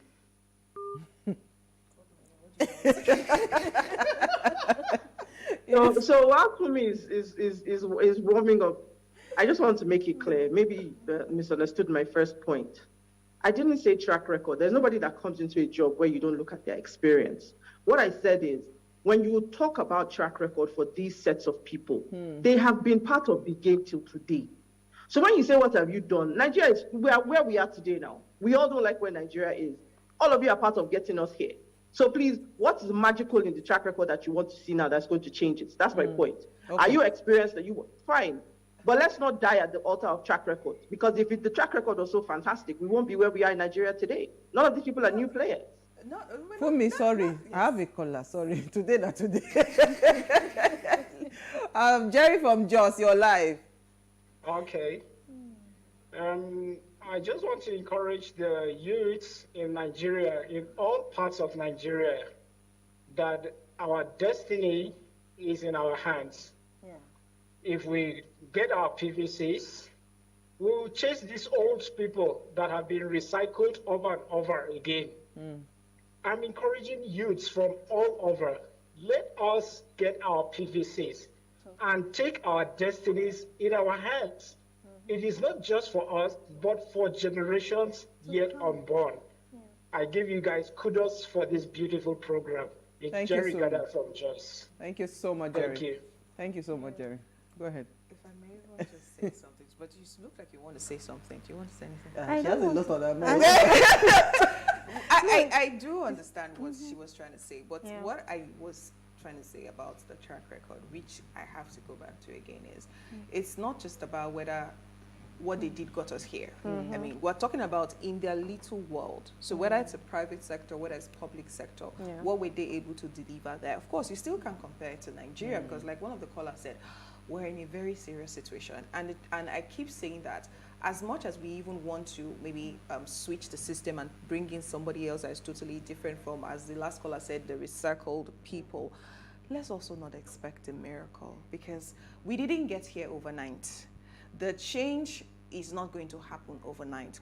But what I would now say is it is important. Like I said, I like the awakening. I like the way awareness, the way people are all get your PVC and all of that. So it would be good if we start laying the foundation because even like Owa said, even though it's still 2031 or 2027, if we don't build on what has, because that's what has been happening with successive. Absolutely. Sorry about that. We have another caller.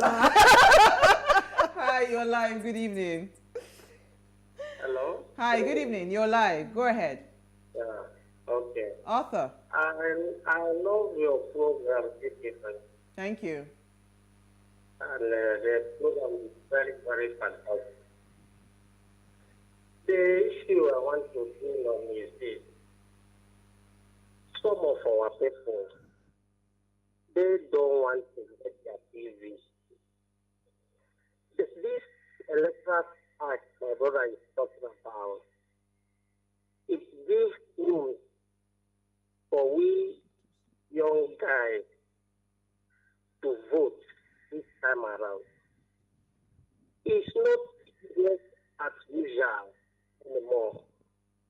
Please, I'm begging everybody, every young Nigerian. We don't need all these old things in the television anymore. Thank the you. only guy that has right vision here is be. Let us, it's not that I'm from Anambra, I'm not from Anambra, but I've seen what this young man is doing. Thank you so much, Arthur. Thank you so much. Carry along. Absolutely. So I think the evening, thank you, Arthur. The evening seems to be carrying, what's it called? Peter Obi seems to be winning the evening. But let's take some comments. We have some comments. Someone says, Tinubu is the next president. Take it from me as someone from the north. We have two zones in Nigeria with the highest votes, northwest and northwest and southwest. So we don't know Peter Obi in the north. So he says we know Tinubu. And then says breaking news that the gunmen allegedly that attacked the church have been arrested. Well done. We'll confirm that. But you're going to say? Quickly. Quickly. Piece. It says, good evening, my dear beautiful sisters of What Are You Saying? #Ways. The question is, who should be Nigeria's next president? In a nutshell, we have so many presidential aspirants and so many parties.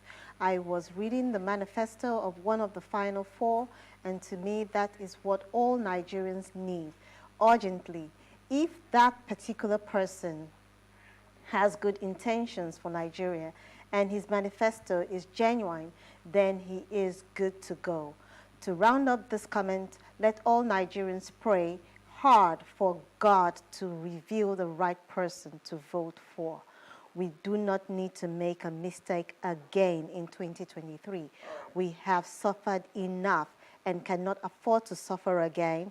We are not going back to Egypt again. My name is Daniel Ilo. Thank you. So we have Daniel. another caller. I think this should be our final caller for the evening. Hello, you're live. Gift from Port Harcourt. Hello, Gift. Good evening. My name is Gift. Thank you for calling. Yes. Go ahead, you're live. Noah. Hi, good evening. Okay. I've been following the program for some time. I like what you ladies are doing. Thank you. So, about the topic of today, I think Peter Obi will be a very good president. He will do a very good job considering the economy and the way the things are going. The government, the debt that the government are owing. Peter Obi, considering his track record too, when he was in Anambra State as a governor, I think he's going to do a good job to take this economy of this country to the next level. Thank you. That's my own submission. Thank you very much. All right. Uti, you have a comment then for me. So my comment says, hi guys, please let's get these candidates engaged and regularly to find out their agenda for Nigeria and let Nigerians ask them questions that should be answered. I don't mind coming back to vote. Thank you. That's from Chisom. Thank you, Chisom. I think Chisom is somewhere outside the country. We don't know where. But people actually would be willing to vote. We are hoping to get them, to start to speak with each of the candidates, right? We might probably take Uti's list and reach out to all of them. So hopefully they come on the show. But we have a lot of questions to ask. But in summary, right, if you were to choose a leader, who do you think, describe your ideal president for the next 8 years? Because usually they don't do 4 years. They will finish 2 terms, right? So who would you describe as your next president for the next 8 years? You don't have to mention their names. Just describe like in a minute, one each. Who is going first? For me. I would say someone who is willing to get their hands dirty, because there's a whole lot of work to do. And it has to be someone who is not just intelligent, but able to apply that intelligence to get the job done, because we were literally trying to list out the different areas. And I was saying something that let's also not expect a miracle overnight. What the person can do is set the foundation, because the mistake we've seen in the past is one government comes, overthrows what the next government did, and you can't do some certain things in just 4 or even 8 years. It has to be successive. Exactly. I think that's the word, the blueprint. So it has to be someone who is tough, and who can actually, because there's a whole lot of control, there are different, they call them cabals, controlling different things. So the person needs to be someone with a backbone and with enough, would I say, courage now to withstand the storm that is definitely coming. And it will come. It is coming. It is. For me, quickly, I would say one name. We had somebody like that in Ghana, and the person did a good job of it. And before he died, that's Jerry Rawlings, he did a fantastic job of cleaning the slate and making Ghana great. So if we can get somebody like that in Nigeria, believe it or not, he wasn't even scared to work on eggshells. He just broke all the eggs, basically. So if we can get somebody like that, we'll be fine. Okay. That is a long order. Uti. Yes, but it's the truth. Uti, quickly in a minute. Yes. So yeah, I think that, Fumi has summarized it. I would just say 2 words. I'm just looking for a benevolent dictator, someone that's going to be a strict parent. Nigerians are not looking for, the problems we have today is not going to take, what will I call it now? It's not going to take logical solutions. It's going to take groundbreaking, shifting. It's going to take fighting institutions. It's going to take fighting mindsets, fighting people, whether you want to call them cabals or not. Just even the people that, are around them, people that are in the system today. So someone who's ready for a fight, who takes no prisoners, who, why I say benevolent dictators, because you need someone who's a strong parent, somebody who realizes that, look, I know what's best for you. I want to do what's best for you. You may not agree with me now, but in the long run, you see that there was a method to my madness and there was a reason why I did it. Absolutely. Absolutely. I totally agree with everyone. Even though, yes, the ideal thing that ISIS asked for, because people have said it in several corners that, yes, we just need certain people to just be out of the picture for us to have a better Nigeria. But I just wanted to say that, you see, my idea of, based on what I've seen with Nigeria, getting your hands dirty, and you must be willing to work with these people that are already on ground.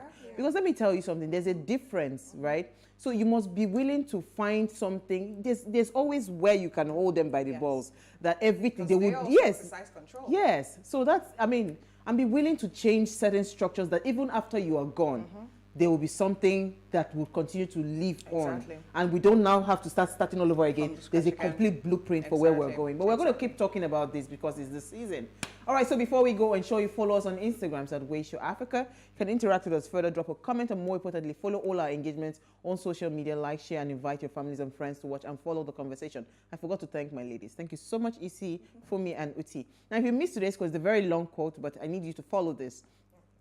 Choose a leader who will invest in building bridges, not walls, books, not weapons, morality, not corruption, intellectualism and wisdom, not ignorance, stability, not fear and terror, peace, not chaos, love, not hate, convergence, but not segregation, tolerance, not discrimination, fairness, not hypocrisy, substance, not superficiality, character, not immaturity, transparency, not secrecy, justice, not lawlessness, environmental improvement and preservation, not destruction, truth, not lies.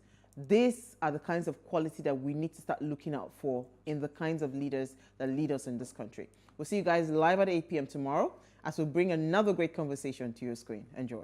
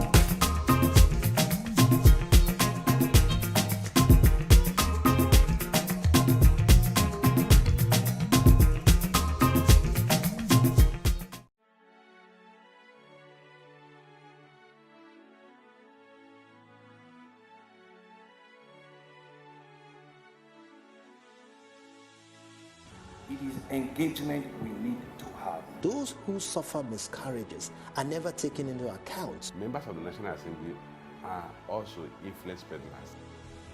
You are sitting on Nigerians' money. From the barbing, I pay my rent. From the barbing, I send my children to school. A consultative engagement. No any tangible notification before they ban us. It's one thing for people to be at your back and the heat of the moment, and another thing for them to still be with you when push comes to shove. I will do everything to take Lagos out of the national grid.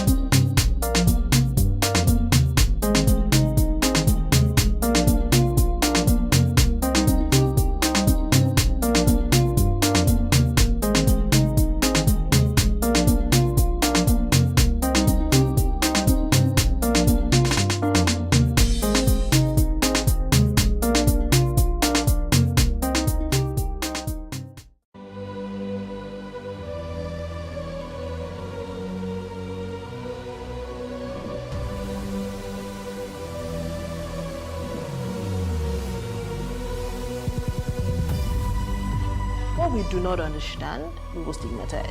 What you can see is the remaining of the tanker that exploded. The suspect equally confessed.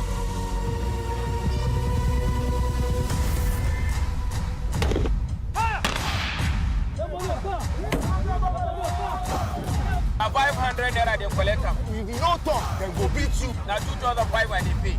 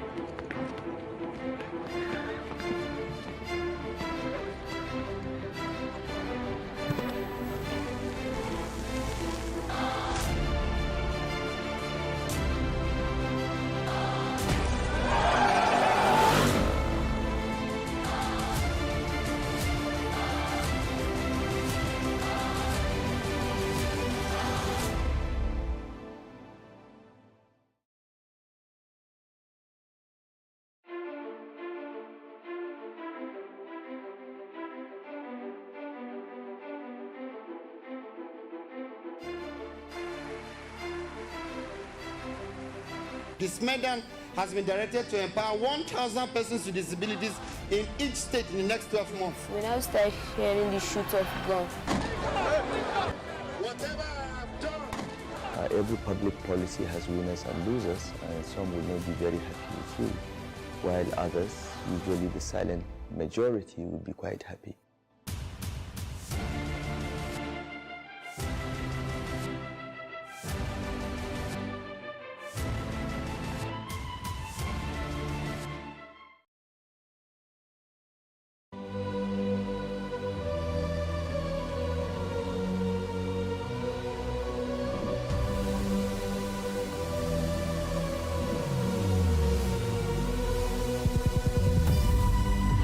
What we do not understand, we will stigmatize. What you can see is the remaining of the tanker that exploded. The suspect equally confessed.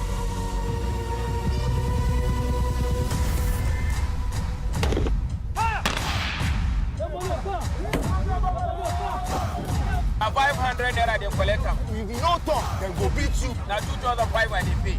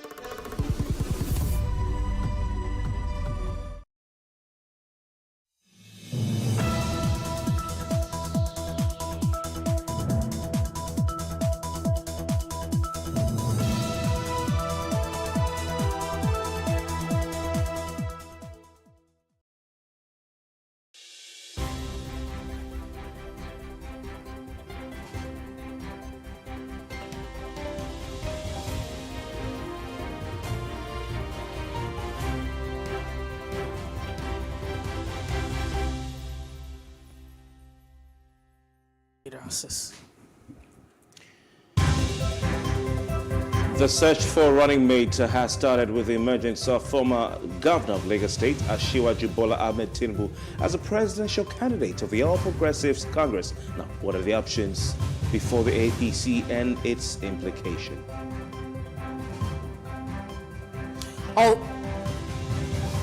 Also on the breakfast, Nigeria's road to Ivory Coast in 2023 kicks off with a much-needed win in Group A of qualifying phase, with Nigeria defeating Sierra Leone.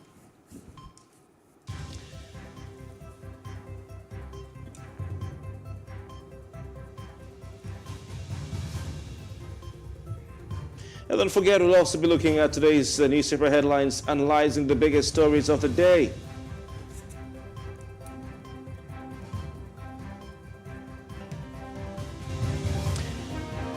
Interesting morning today. We're here with the breakfast on Plus TV Africa. Mercy is looking so bright. Oh, I don't know because I'm wearing red. I don't know if you want to blind the viewers, but you're looking immaculate this morning. Thank you so much, and you're looking great as well. Yes, indeed. There was no presidential primary for me that interested me to keep me awake last night. So, you know, the thing has become like a football match. You want to see who's going to win. You know, the drama and all that. But that's the beauty of democracy. And I think the good thing that Nigerians can take away from all of this is that democracy is actually at work. Whether you like Tinubu or not, whether you like Atiku or not, whether you feel like they're the devil, the fact is that the people voted who they wanted to vote. And so democracy is at play. Kofi, you know this conversation would actually not end if we continue with this pattern of thoughts that you hold right here. But a lot of persons are saying that, you know, the outcome of every elections is not necessarily because of the choice of the people, but it's being influenced at the end of the day. And so you have different factors. When you say that poverty is top on the table, and therefore you have the money back politics playing, then you can always predict what will become, you know, the outcome of every elections, be it primaries or the general elections. Yeah. But a lot of persons are very... Money back politics or not, but a lot of persons... delegates voted and their votes are counted. Of course, that's what we're saying. We're saying that whether or not, these elections actually happened or they were actually influenced by different factors is another, conversation, like I rightly mentioned. But we need to move away because we cannot. Kofi, we need to move away. Yes, the process actually took place. There was a process that was transparent. Whether influenced or not, no, you can categorically state that it was transparent. And Kofi, that's what I'm saying, we need to move away, because if we need to go through an election happen and that's it, whatever happened behind it, let's go to our top trending stories today. Mercy. Well, it's good to have you join us this beautiful Friday morning. A lot of people would say, thank God it's Friday, but I'm not sure that those in this profession might also be saying all of that. You know how it is. We'll start off with our top trending conversation. Top on the burner for us is the fact that those terrorists, or terrorists if you like to say, responsible for the Award Church massacre have been apprehended. And these terrorists, we're talking about the killings that happened in that church, St. Francis Catholic Church at Owo, Ondo State. We hear that they've been apprehended and been taken to Akure, that's the state capital. Now, what a lot of people have been asking, and if you look at the reaction that have generated following these attacks, is the fact that persons are saying those who are responsible for this act should be brought to, the law should take its course. Justice should actually have its way. Justice should be meted, because we see time. If you look at it, whatever the situation is, whether it's blasphemy, whatever it is, for every time you take the law into your hands, the Constitution is very explicit. We're talking about the criminal code here, and mother is mother. And we say that the police is saddled with the responsibility of ensuring that the civil rule, in a civil society, it's the responsibility of the police to maintain order, protection of lives and property. That is the core responsibility. But fingers across, it sounds like a good thing that those who are responsible, suspects, have been apprehended and let justice actually take its course. Well, we're told that the National Security Council yesterday blamed the Islamic State, West Africa province, ISWAP, for the attack on that St. Francis Xavier Catholic Church. Yesterday, there was a National Security Council meeting in Abuja, presided over by President Buhari, that held at the Federal Executive Council chambers. Now, Minister of the Interior, Rauf Aregbesola, while addressing pressmen, said that the security agencies had been able to narrow this down to ISWAP. And so this is it's a new development to see the confirmation that ISWAP is actually behind activity, not just in the northeast or northwest, but in southern Nigeria. The game has changed, Mercy, and the war has been brought to our doorsteps. It's been at our doorsteps, but for those of us in southern Nigeria, we've had to only hear about terrorist attacks and pray for our brothers and sisters up north. But now we have to pray for our brothers and sisters up north and also pray for ourselves as well.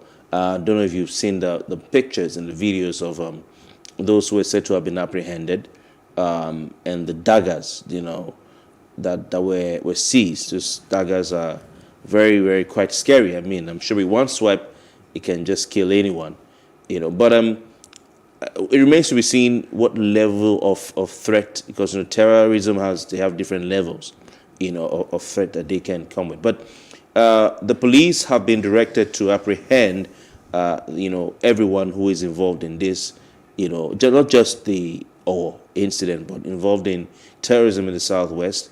But the Interior Minister is saying that the attack has no ethnic or religious connection. He's saying it's not an attack on Yorubas. Aregbesola himself is one, having been a governor of this same Ondo State. This same Ondo State. He was governor of this I think he was governor of Osun State, rather. But he's a Yoruba. He's from the southwest. And for him to come out to say that this attack is not on, doesn't have an ethnic or religious link or connection, I think then we can actually take his words to be serious. He says the group has nothing to do with religion, but it's called Islamic State in West Africa province, so that will be hard to sell to Nigerians who especially those from the southwest who think that it is time to arm themselves or time to defend themselves against intruders. People who have a different idea of how to implement the religion of Islam. So we'll see what happens. We'll see what happens. Security agencies are on top of the situation. And we've seen people being apprehended. They've been able to tell us who is behind this. So I think it's progress that's been made. Unfortunately, the death toll keeps rising, and those who have died cannot be brought back. So that's the sad part of all of this. Well, we move away from that, not tap trending. We get to the other story or conversation that's gotten a lot of Nigerians talking. It's about an activist, Aisha Yusuf, who slams Nigerians for always voting people who don't care. And she lashed out on, Nigerians for picking politicians who don't care about them to lead. That's shortly after, the APC primaries, and she's talked about that. So you have a lot of people reacting to that particular comment, following the fact that she's a very prominent activist in Nigeria. Indeed, Aisha Isufu is, people think Aisha Isufu is from northern Nigeria. She's actually from Edo State. So she has a way to balance things out. Speaking as somebody who, has understanding of the different aspects of Nigeria. When it came to the NSAS protest, she was very active. When it came to the, to bring back our girls movement, she was very active as well. So she is someone who, when she speaks, people like to listen. Always active on Instagram, on Twitter, and so she's telling Nigerians, maybe we're not ready to elect the right people, understand. And this outburst of hers came after former governor of Lagos State, Asiwaju Bola Ahmed Tinubu, emerged as the APC's presidential candidate. According to her, people should stop hailing the politician, that's Asiwaju, as a smart man and calling his move Politics 101. People have been hailing his political sagacity. I saw someone on Twitter saying that the likes of Kingsley Moghalu and Chukwuka Moye, who lost to a relative unknown contender, should go to Asiwaju School of Politics, ASP. Someone sent me that message. They should go to Asiwaju School of Politics to understudy the math so they can know how to win in their party primaries. But she said people should stop hailing Asiwaju, she says, in her words, quote, that Asiwaju's emergence is, quote, pure wickedness. He says pure wickedness. That the man is not fit for the job. And she said that she won Nigerians in 2014, but they didn't listen. As ahead of the 2015 elections, they didn't listen. And now, she says, history is going to repeat itself. And so maybe we deserve the people we're electing. But I think what Aisha should know is that party primaries are different from many elections. I mean, party primaries, you won't call those people ordinary Nigerians. These are politicians, party men. These are the people who sit down to decide how to do things in the political party. So I think what she wants to see is what will play out or should play out at the general election. So party primaries, allow the parties do their thing. Let them select who they want to select. Is like we say in Pidgin, them. You understand? No, yeah, so you can't blame Nigerians, the ordinary man on the street, for what a party and its delegates decide to do. So it brings us back to that conversation that we have not really paid attention to and we have constantly ignored. I've seen several comments and reaction following, Aisha Yusuf's comment. And the people say, don't blame Nigerians. But of course, these delegates are part of Nigerians. And so you can't take them out of the equation. But however it is, you have the fact that before an election has been conducted at the party level, people come together to say, hey, this is who's going to become our flag bearer, the governorship elections, the presidential flag bearer, what have you. The list can almost be, countless. But this is what people are saying, that delegates should be blamed. Don't blame Nigerians. But these delegates are not from Afghanistan. They're not from other parts of the country, the United Kingdom, whatever you, they are Nigerians and they're part of the entire system. But do you blame the people? Because in a situation where you seem to have like as much as we say we practice a multi-party system, in its reality, it feels like it's a two-party system. And that's why the people have constantly feel like you just have only two parties. even ahead of the 2023 elections, what are we seeing? What energy are we getting? What are the conversations that are going around? It seems like it's just between the dominant party. You have the APC and the PDP. And to be very factual, we do not operate, a two-party system, but we operate a multi-party system. But what's going on? People are just focused on the APC and the PDP. How do we change the dynamics? Because that's what it is. And people feel like, hey, this is what we're being faced with. This is who you have projected, and we have no option. We have to choose between the devil and the... There we go again. The devil and the blue sea. I don't know if there's a sea here at Oniru Beach. But anyway, we have to look. Let's look at the clip, and we'll be right back to talk some more. I see many of you shouting, oh, politics 101. What Bola Ahmed Tinubu did. Oh, it's politics 101. That's how to do. No, it's not politics 101.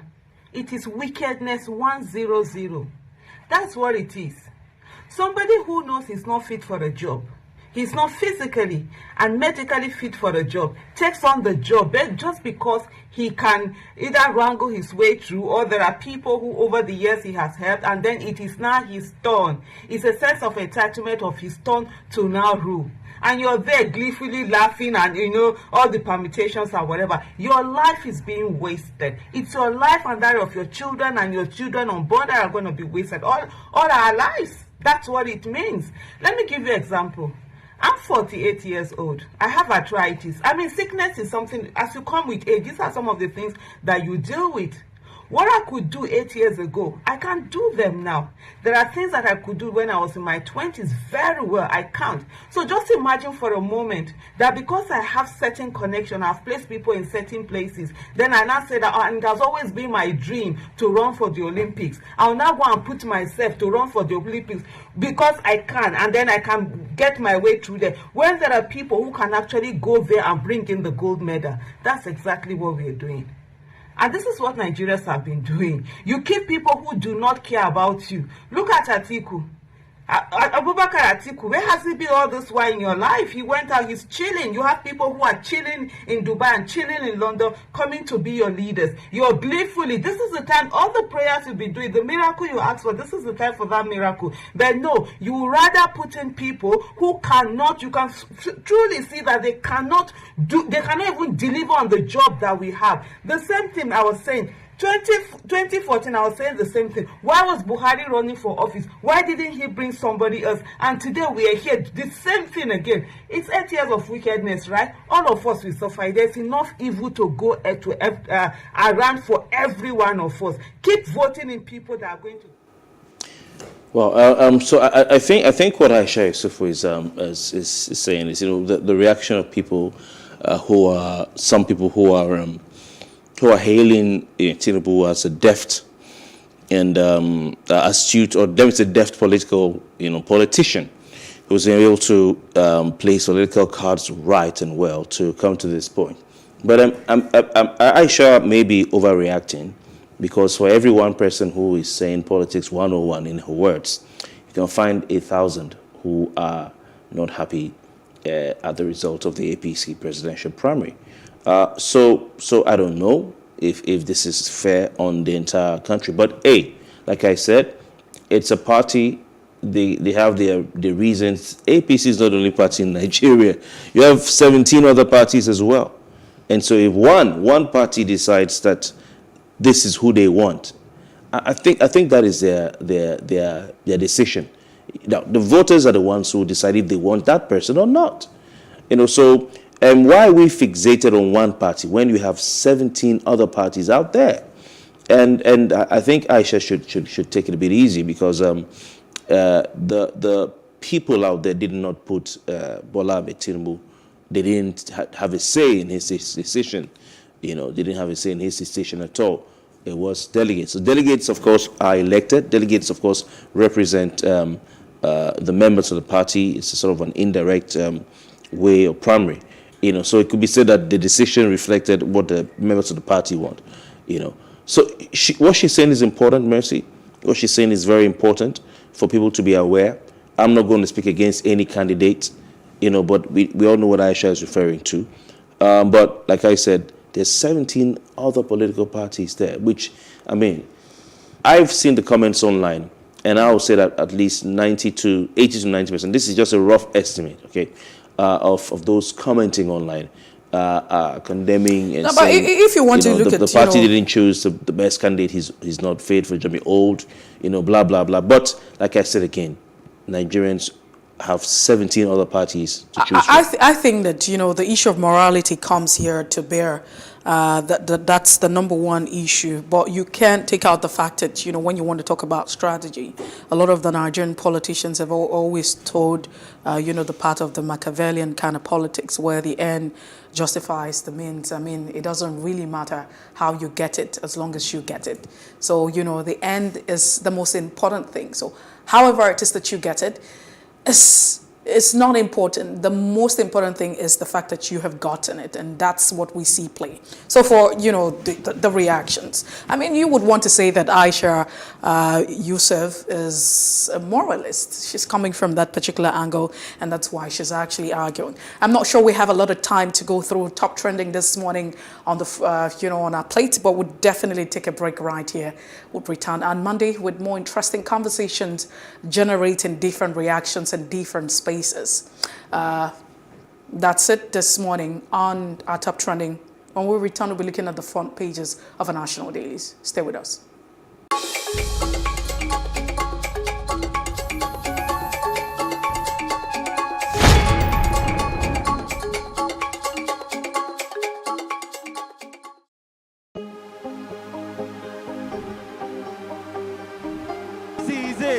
For upcoming artists to blow in Nigeria.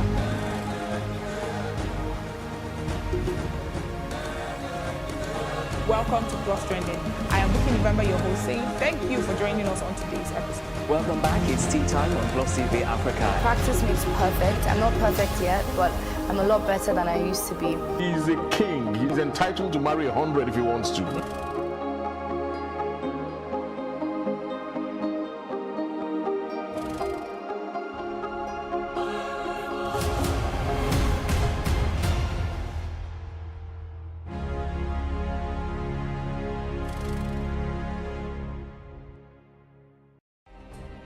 Nigeria's Niger Delta region, from where the black gold fuels Africa's largest economy, where the lines between wealth and poverty has never been thinner. Conflicts, poverty, insecurity, and environmental challenges daily confront the region.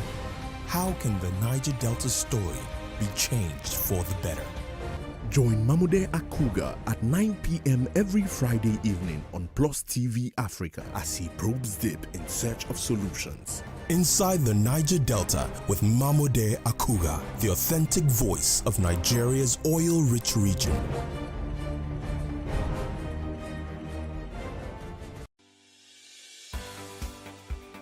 Businesses in Africa can be very challenging.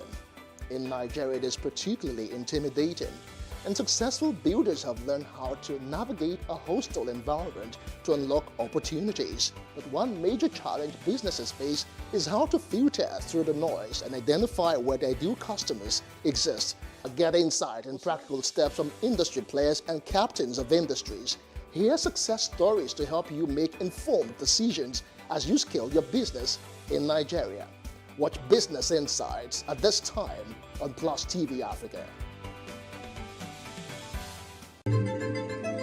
Nigeria, by extension, Africa, is faced with a lot of challenges. The growing youth population with little engagement, that is a ticking time bomb. We are a blessed people with diverse culture and highly cerebral minds who have a lot to say. And yes, we are talking. It is important we drive the right conversation that informs, inspires, influences thought and action. If we say there's beauty in our diversity, then let us embrace our diverse culture.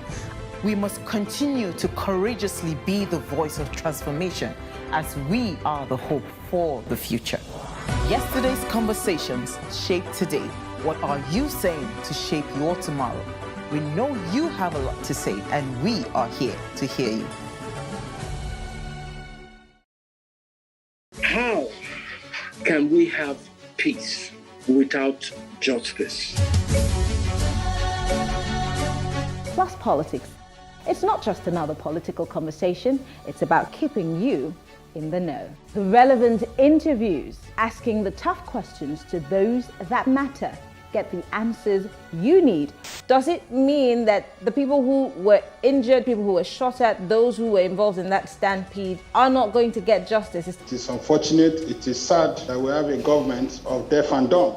Analysis from top experts. The last election was not really an election. We feel that Obasanjo has a very special place in his heart for hating Ijaw people. I think it really boils down to two things. One, trust and accountability. Plus Politics, every weeknight at 7 p.m. on Plus TV Africa. In raising our kids, parents should stop playing God. The internet is actually using the people. But when you are looking for money to help other people, then it becomes easy. Don't rush into marriage. I always say this. You rush in, you rush out. Family is the bedrock of every society and the essence of life. On Today with John and Helen, we dig deep into family values in every sense of the word. Join us every Saturday at 9:15 a.m. on Plus TV Africa, DSTV channel 408. With you, we play a part in strengthening the values passed from generation to generation.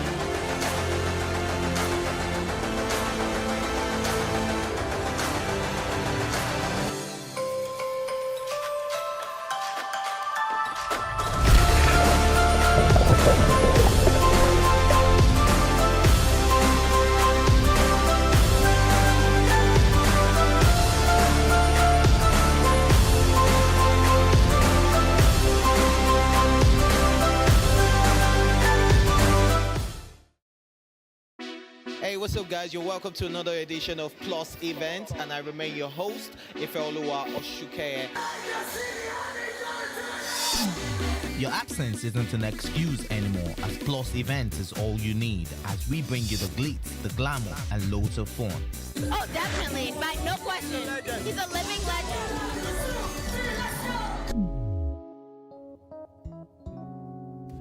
Oh, God forbid, Holy Ghost fire, I know. I just want to be blown away. I want to be wild. This is 11 years of doing it.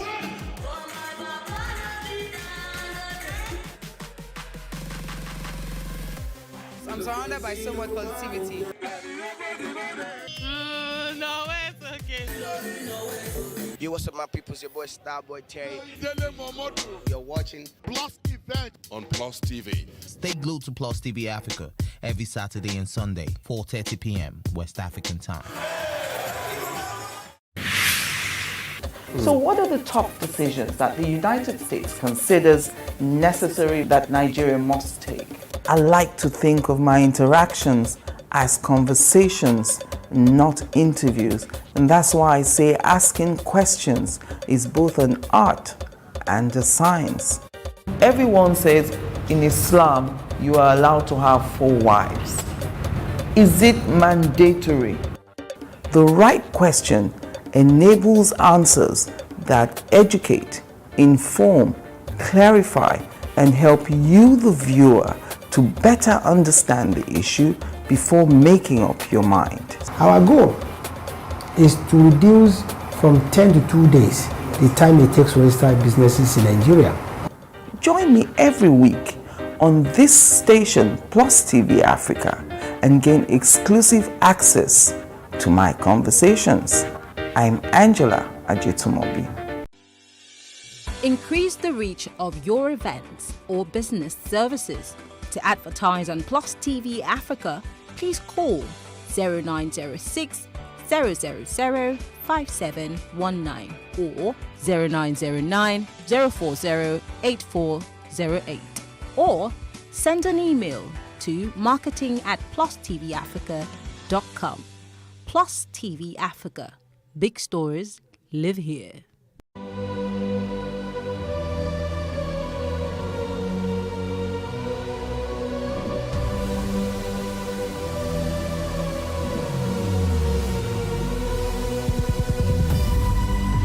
What we do not understand, we will stigmatize. What you can see is the remaining of the tanker that exploded. The suspect equally confessed.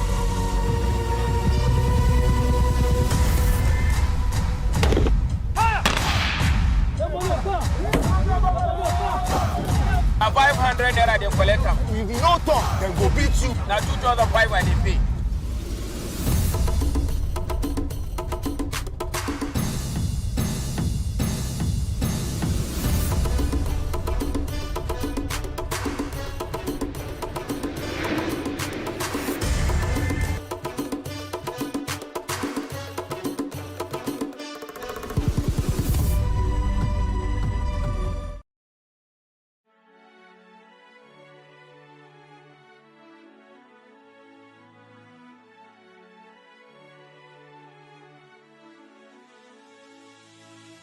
It is engagement we need to have. Those who suffer miscarriages are never taken into account. Members of the National Assembly are also influence peddlers. You are sitting on Nigerians' money. From the barbing, I pay my rent. From the barbing, I send my children to school. A consultative engagement. No any tangible notification before they ban us. It's one thing for people to be at your back and the heat of the moment, and another thing for them to still be with you when push comes to shove. I will do everything to take Lagos out of the national grid.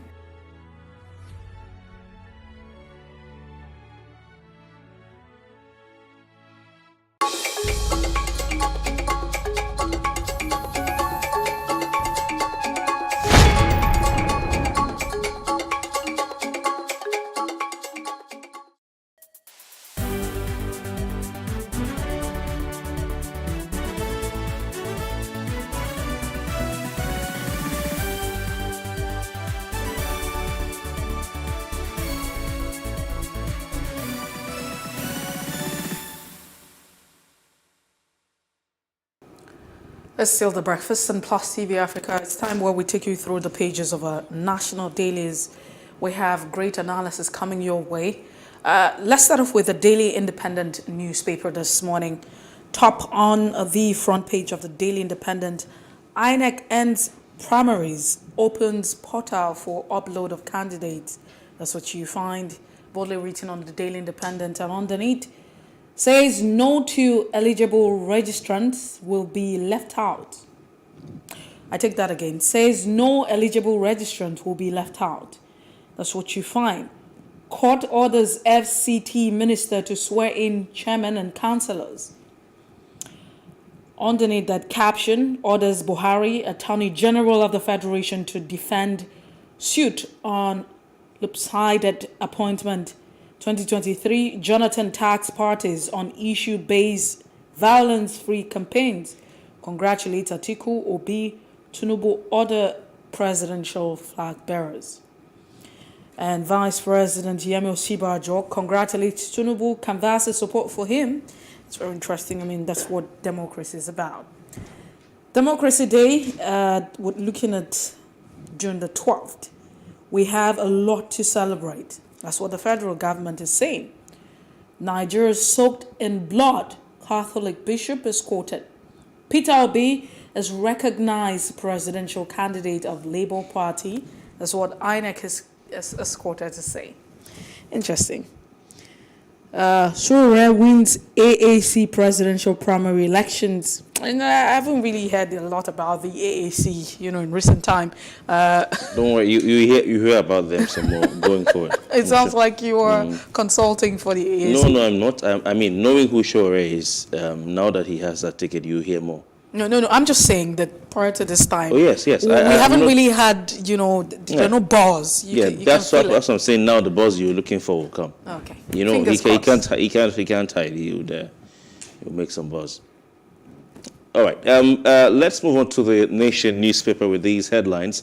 The big one there: Buhari rallies governors for Tinubu ahead of 2023 election. That's on the front page of the Nation newspaper. The paper is giving its preference to the 2023 elections. Of course, we don't know who the owner of the newspaper is.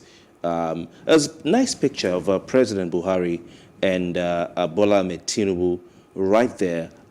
Yesterday, of course, we got news on Twitter. That's where I first saw it, that Bola Ahmed Tinubu had paid a visit to President Buhari at the State House in Abuja, and the president was all smiles. Bola Ahmed Tinubu also was on a visit to see Professor Yemi Osinbajo, and those were the pictures that were really making the rounds last night. Buhari rallies governors for Tinubu ahead of 2023 elections. The writers to that story, primary most competitive, says president in letter to candidate, and Bagudu, Abdul Razak, Ganduje, Masari, others visit Jagaban. The president had also put out a statement, to the party online. I saw it on Twitter first, a long one calling on them to now move forward, everyone to move forward. And yesterday, of course, we had some candidates aspirants writing to Tinubu to congratulate him. We had Ahmed Lawan releasing a statement, former Transportation Minister Rotimi Chibuka-Mechi also writing a letter to Tinubu, a copy of which was sent to the press. And later, people were saying, when is the vice president going to also congratulate Tinubu? Finally, he released a statement that was also shared online. And so it seems the party is moving forward. More headlines from the Nation newspaper. Ekiti 2022 APC Grand Rally for Tuesday. Buhari Tinubu expected. Federal government links Owo church attack to ISWAP. Manhunt for assailants. 83-year-old joins race for Alafi throne. 140 suspected Yahoo boys arrested in 2 Lagos hotels. That's an interesting one. Osinbajo Ayade Amechi Umahi pledged support. This is still concerning the APC and its presidential candidate. Friday deadline for parties to submit candidates lists. Friday deadline for candidates to submit for parties to submit candidates lists. More from the Nation. June 13 is Democracy Day holiday. June 13 is Democracy Day holiday. That's because, of course, today, Friday being June 10, Saturday, June 11, and Sunday, June 12. The usual thing is that the first working day, if the holiday falls on a weekend, will be marked as a holiday for workers. So June 13, another opportunity for workers in this country to stay at home. I will be at work on June 13. We have so many holidays. No, I'm saying that I will be at work on June 13. You need to acknowledge that. All right, that's so good. There's no holiday. Congratulations. Thank you. Congratulations, Mercy. Naira Marley tied to Visa card fraud. And Ladoja is to be installed Otun Olubadan today. And Makinde is Ekiti PDP campaign chief. Some of the headlines on the front page of the Nation. We move away from the Nation newspaper this morning. Let's quickly look at the Nigerian Tribune. ISWAP behind Owo Church massacre. Federal government is quoted to say it's boldly written. You won't say that's the bold caption. Underneath, Afenifere visits Owo, condemns Akeredolu on Amoteku. Not going back on anti-open grazing law. Akeredolu is quoted on that, and you find we are vindicated by federal government confession. Fana who's saying all of that. It's time for Nigerians to move around with arms, or Haneze, is quoted to say. I haven't really thought that that's actually a great idea, especially if you follow, the trajectory in the developed climes. Usually that's always, a pattern for us. We like to make all of the comparisons. You're finding that the major issue right now for the United States is that gun control is a conversation. they're hoping that you have lawmakers, abiding or considering the issue of gun control. I don't know how that will pan out for us, but do we have a right to life? Should we defend ourselves? It's also another question that you should ask. Kaduna government confirms killing of 32 villagers, denies reports terrorists flying helicopter. Alafin store, you find Agunloye Royal Family submits list of 48 contenders to head of the prince. 12,000 hectares of land for aviation city. Sirika gets certificate of occupancy. That's what you find. Tinubu APC Northern governors meet. VP slot tops discussion. 8 names touted as possible running mate. A candidate project, Adamo is quoted to say, his campaign must be inclusive. Dume is quoted, Jonathan Amechi Lalong Kasai congratulates him. First batch of Meduguri pilgrims leave for Saudi Arabia, and bandits kidnap 80 villagers in Katsina. NLC strike courts declares Kaduna Commission of Inquiry unconstitutional. Angry youths in Lagos burn over 20 motorcycles over pedestrians' death. I mean, it was part of our top trending. Unfortunately, we weren't able to take that particular one. INEC solicits NAF's support to airlift electoral materials and personnel. These are the headlines this morning on the Nigerian Tribune.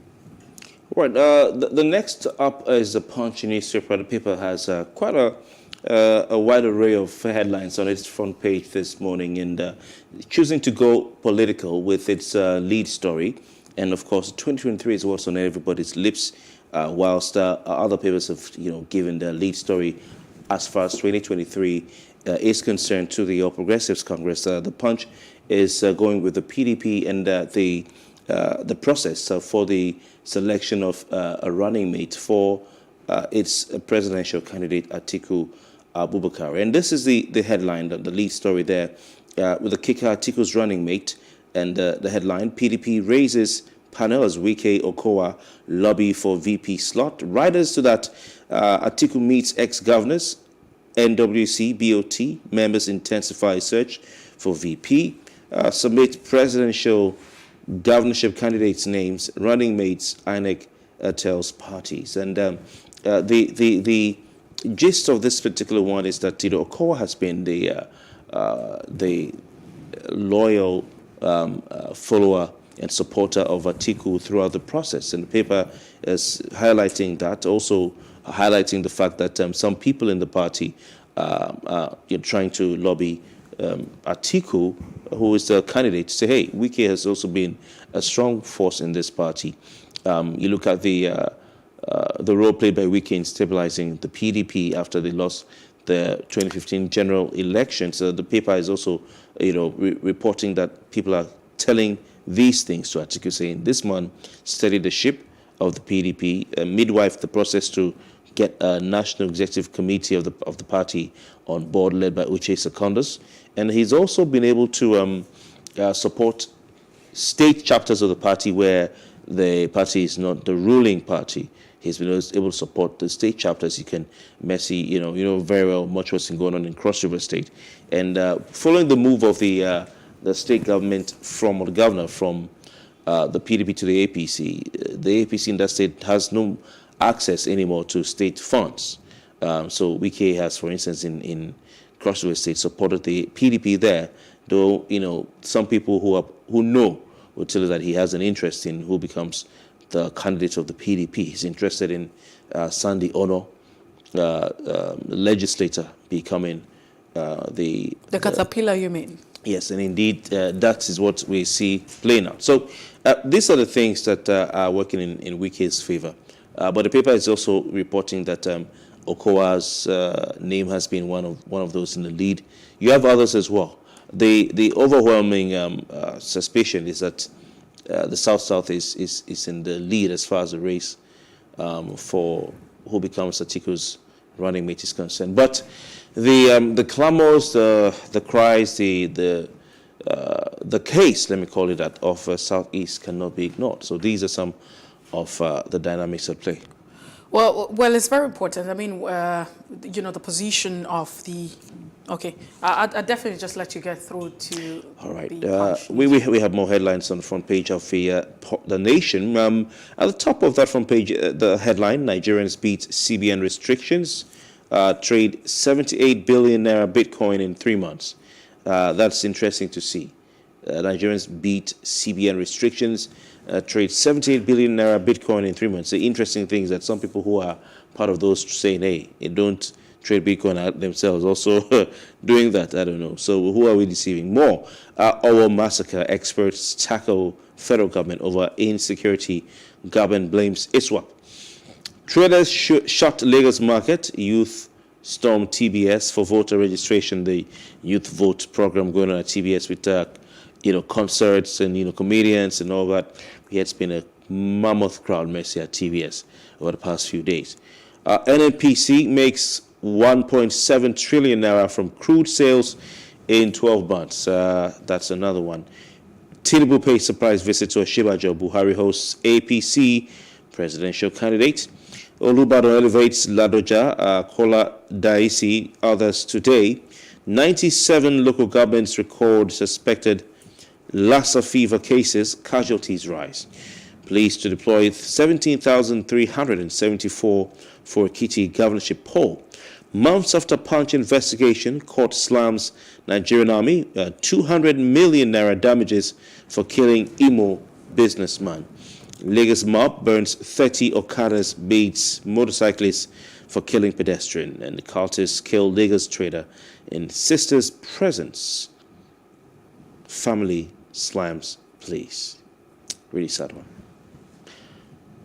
All right, quite interesting stories right there. And whilst waiting for our guest to join us, we'll just go over some of these stories again with some analysis. Mercy, the incidences of deaths arising from Okada riders, either they hitting someone or they lynching someone, or someone hitting an Okada rider and then they go into an estate and start burning things.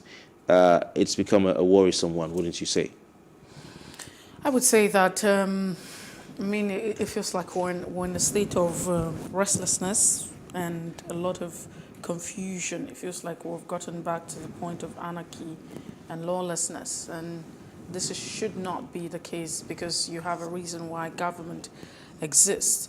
But if you look at, the policy and if you look at everything that's going on, the government has been very bent on the ban of Okada riders, or Okada itself, because, an Okada would not ride itself without a rider. So, that's a funny one, yeah. But. Yeah, of course, lighter note. So, sad. If you look at the argument, because it's important that you be logical in all of this. So you go to this other side and you go to this other side of the divide. What's the excuse of the government banning this, the Okadas from plying our roads? Security reason is number one that they have actually, put out. On the other hand, you also have the Okada riders saying that, this is a means of survival for us. It's a means of livelihood. A lot of persons do not have jobs. We live in an economy where it's so difficult. You want to look at the statistics on unemployment rate, and you want to begin to consider the reality. Okay? So it's something that usually, like we always say, that policies, government policies should reflect the interest of the people. But this particular policy, the question is, does it reflect the interest of the people? For every other time you have government having a policy, it's supposed to be in the interest of the people. So you say you want to ban the importation of rice, but there's the need for rice consumption in your country. You want to ban Okada riders, but that there's a means of there's a need for transportation. People are in need for moving from one point to the other, and everybody does not live on the road. So you have a way where the city is constructed. You have the feeder roads. The feeder roads are the roads that would feed, to the main road. I mean, so you have, like the highway, the normal roads, right? So how do people move, from that point to this point? So there's a problem. There's an issue of transportation. There's a need for people to move from one spot to the other. And some people have identified, the particular need and see a reason to key into it. Right, so how do you solve the problem? So there's a need, as much as you say we want to encourage local consumption, local consumption of rice. And you're saying for us to encourage that, we need to ban the importation of local rice into the country. But the next question would be, if you ban the importation, what are the measures that you've put in place to ensure that there's efficiency, that those who are producing locally are able to meet the demands and the need of the people? So as much as you say that, hey, security concerns top on the list, we understand that's very valid because it's your responsibility to protect lives and property. And so on the other hand, you have said, you see, we see this person as a threat. And so we say, let's ban Okada, of course, ban the riders or the Okada. It's one and the same. Okay? So you say we're going to ban the riders because they constitute a threat to national or the state, security. But there's a need for movement. There's a need for people to move from one point to the other. So what do we Have do? you been able to solve that particular need? So that's where lies the question. It's almost like a one step forward, two steps back situation where Lagos State in particular had banned this thing. It was history. How did Lagos get back from the time of Fashola? How did Lagos get back to where it is right now? It shows how government itself comes on board and is not sincere to its own self, is not sincere to its own policies, cannot do what it says it wants to do, and goes against what it says it wants to do. The records are there. The reasons that government advanced for restricting the movement of commercial motorcycles in Lagos are there. So government needs to be seen to be progressing, advancing, and moving forward. We have to go. Let's take a pause at the juncture to remind us of what happened in history today. When we come back, we dive straight into our first major conversation. Stay with us. You ended.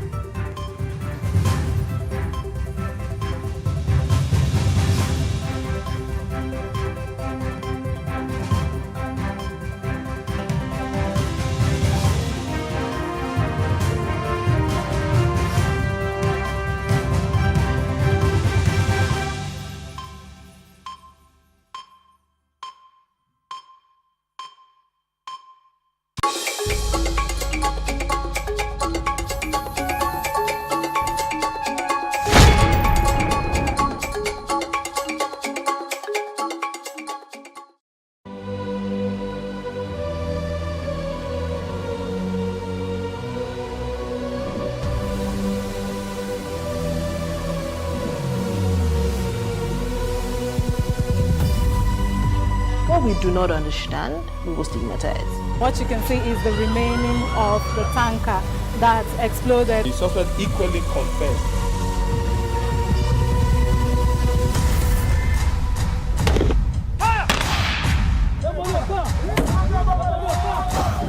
Now 500 naira they collect them. If you no talk, then go beat you. Now 2,500 when they pay.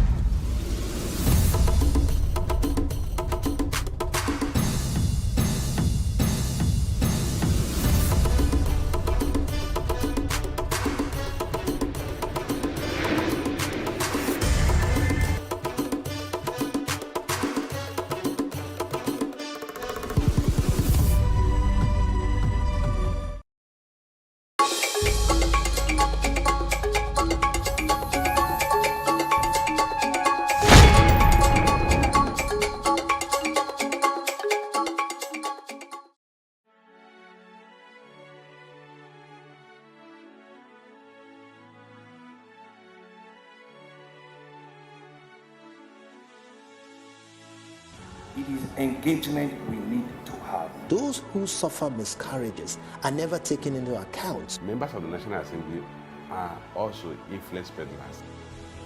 You are sitting on Nigerians' money. From the barbing, I pay my rent. On the barbing, I send my children to school. A consultative engagement. No any tangible notification before they ban us. It's one thing for people to be at your back and the heat of the moment, and another thing for them to still be with you when push comes to shove. I will do everything to take Lagos out of the national grid.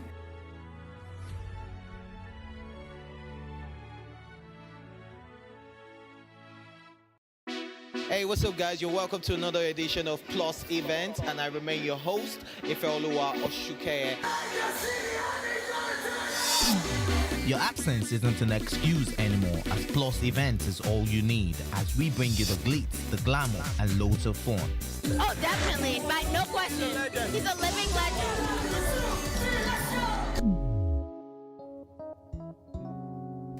Oh, God forbid, Holy Ghost fire, I know. I just want to be blown away. I want to be wild. This is 11 years of doing it.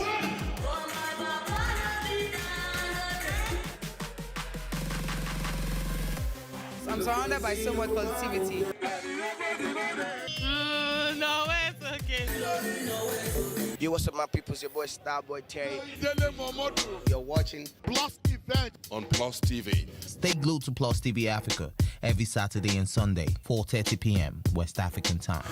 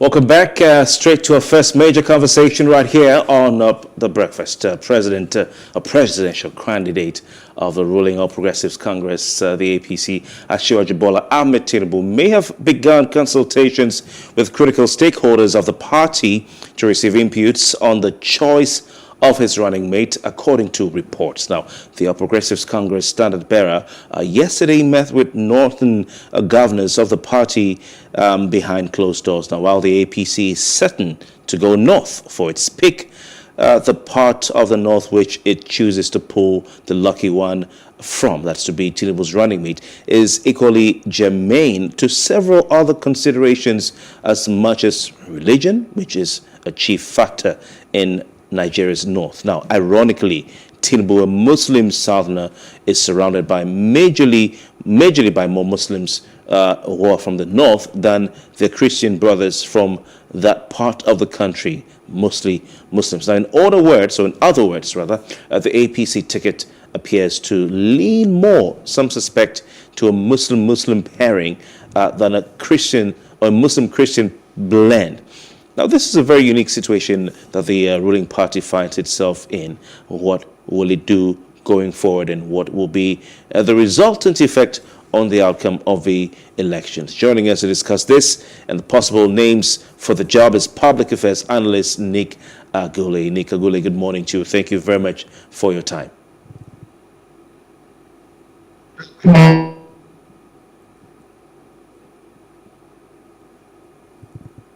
morning, thank you for welcoming me. Good morning, thank you for welcoming me. All right. And good morning to our viewers. All right.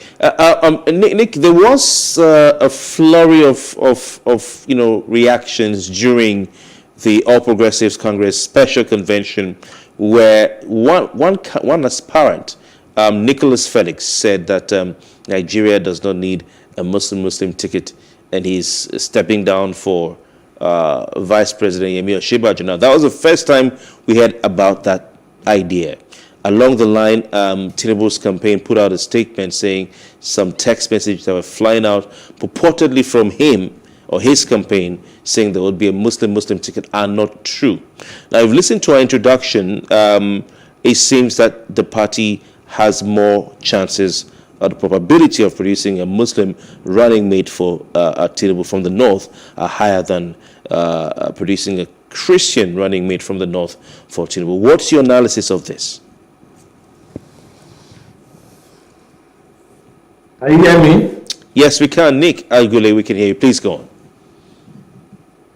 I don't know if it's a microphone setting, but you didn't come across in your second half of your question. I heard the first half, which is one of the presidential candidates pitching his tent with the Vice President, Professor Yemi Osinbajo. Okay. But I didn't hear the second part of the question. All right. So I'm saying that the party from the introduction that we had, what I would say was that the party seems to be leaning, a lot of political observers are saying, towards a Muslim pairing rather than a Muslim-Christian pairing, simply because you have more more possibilities or more names that are coming up from the north who are Muslims than those who are Christians from the northern part of Nigeria. So what's your analysis of this, or the possibility? Do you think the party is leaning more towards a possible Muslim pairing or a Muslim-Christian pairing? And is this really important in the scheme of things? Hope you heard that. Yes, I heard that. Yeah, thank you very much for the question. I think the APC has got a lot of work to do, because like you rightly said, either way, whether they go with a Muslim ticket or a Muslim Christian ticket, they are going to be confronted with a lot of political challenges that they will need to deal with. If we look at a Muslim ticket, the APC will be trying to match the fact that the PDP have fielded a northern Muslim as their presidential candidate. Because the fact of the matter is that there are many people in the north who wouldn't take a southern Muslim, as in like a southwest Muslim, in Bola Ahmed Tinubu, to be a Muslim that they are going to cast their votes for. So the APC now needs a core northern Muslim to back up that ticket so that they can woo the core northern voters to also back their ticket. On the other hand, there are many Nigerians that we have issues backing a Muslim ticket. Perhaps this wouldn't have been an issue a couple of years ago, but this past 7 years of Nigeria have brought these religious differences to the fore of national discourse. And when you look at events that are happening, especially given that people who are alleged, not even alleged, now the federal government has come out to say the Owo massacre was actually caused and perpetrated by the Islamic State of West African Province, ISWAP. So Nigerians will be very cautious to back a Muslim ticket, given all that has been happening in our country in the recent years. So the APC would then like to balance that up. Since they cannot go a South-South ticket, they would like to now go a South-North ticket, but the Northerner should be a Christian so that they can balance those sentiments. Again, if the APC says they want to go with a ticket of Bola Ahmed Tinubu and a northern Muslim, again, the issues I have earlier said are going to come into play. So bottom line here is that it's going to be a difficult decision for the APC to make. But they are going to look at the candidate, because I think the determining factor here is going to be that candidate that will be the vice presidential candidate. I think in the minds of Nigerians, if the APC goes with someone like Babagana Zulum, even though he's a Muslim and it will make a Muslim ticket, I believe that Nigerians, a lot of Nigerians will be happy to back such a ticket.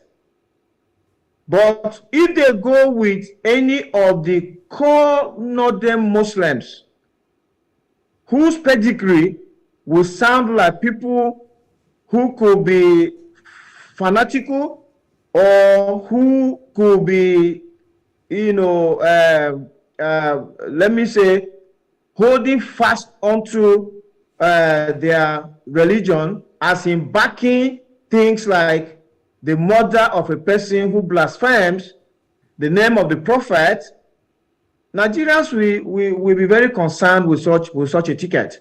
And I think it will be a difficult one for the APC. All right. Interesting analysis.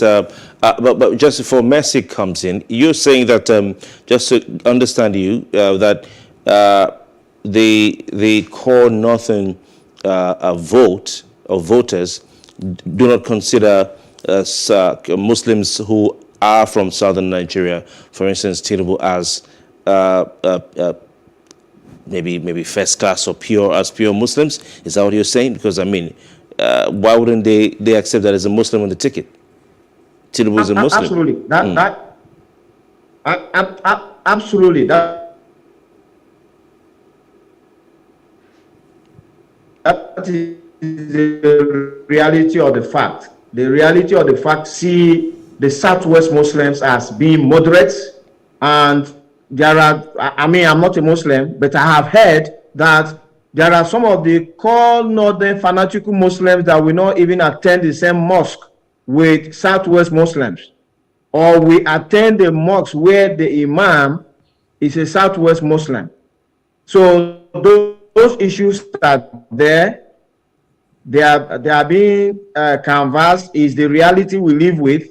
And I believe that the problem that the APC had was the fact that the PDP selected a core northern Muslim, because now, there's a possibility that even some of the APC governors in the north, especially those who were not backing power shift to the south, may even work against the interest of the APC, or even back the presidential candidature of Atiku Abubakar, who is a core northern Muslim. So those realities are there, and this is these are all the parameters and the dynamics that the APC will have to consider in picking a running mate to their presidential candidate, Bola Ahmed Tinubu.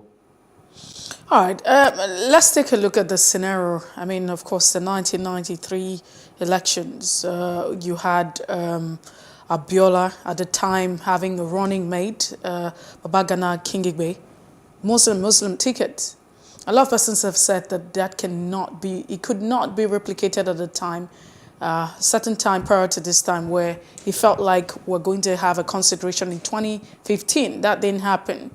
And a lot of persons are still saying that can never be an issue. So are you saying that there's a possibility that we would have, a replica, that combination and acceptance of 1993 where you had a Muslim ticket? We're citing the example of Abiola and Kingibe.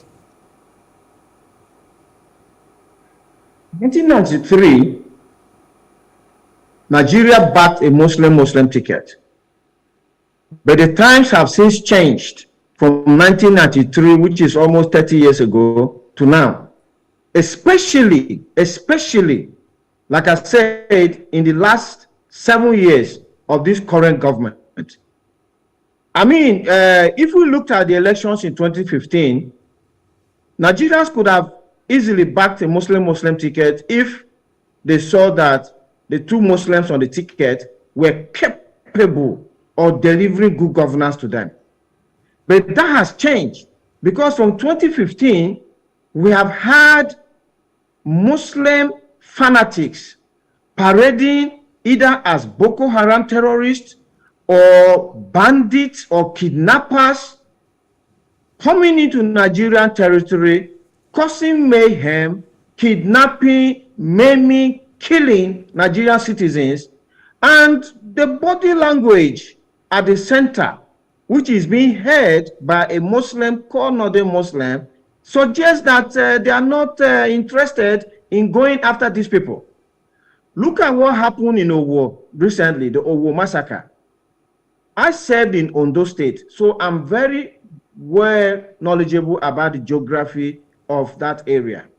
Owo is in the middle of South Nigeria, and you have bandits come into that place, shoot, kill, maim, and it is alleged by the victims, the survivors, that even explosives were detonated, and they walk away, casually walk away. Nobody chases after them. Yet, we have a chief of defense staff of the armed forces of Nigeria, who, as I speak, is sitting in his office. We have the service chiefs, we have the Inspector General of Police, we have all these security agencies that are just watching these people cause mayhem in Nigeria, and they are not going after them. You see, security incidents can happen anywhere in the world. Recently, there was a madman. I will call him a madman because he has to be mentally deranged. In America, who went into a primary school and was shooting school children. That happened there, but the difference between that case and the Nigerian case is that there was a security response. Even now, the head of security in that state are being questioned because they feel the response was not swift enough. But in Nigeria, there is no response at all. As I speak now, the over 60 hostages that were taken on the train from Abuja to Kaduna are still in a forest. That forest is on the territory of Nigeria. It's not as if it's in a foreign land. And yet we have a security architecture that is commanded by a core Northern Muslim that is not going after these people. How can Nigerian citizens be held hostage in a forest with the rain falling on them, how they are feeding, how they are living is not a bother to the security agencies. But they haven't gone to that place, condoned off that forest, combed that forest, and either kill the bandits or arrest them so that Nigerian citizens gain their freedom. Those people are in that forest now for several months on Nigerian soil. So the Commander-in-Chief of Nigerian Armed Forces, who is a core Northern Muslim, has a burden of guilt to say that why is it that the Nigerian Armed Forces that was so celebrated all over the world as the one that was clinical in the execution of operations, can no longer move to confront these bandits and terrorists that have taken over Nigeria. This is what is happening in the country today, and Nigerians are thinking about it. Nigerians are saying, is the commander-in-chief not doing enough because these guys are Muslims? They are fighting a jihad, or why is he not doing enough? And that is going to affect the Nigerian voting pattern, especially Nigerians of North Central down to the South, if the APC comes up with a Muslim ticket, especially if the choice of that vice presidential candidate is someone like El-Rufai. El-Rufai, ordinarily, an urban, educated, young Muslim governor. You can see what is happening in Kaduna State.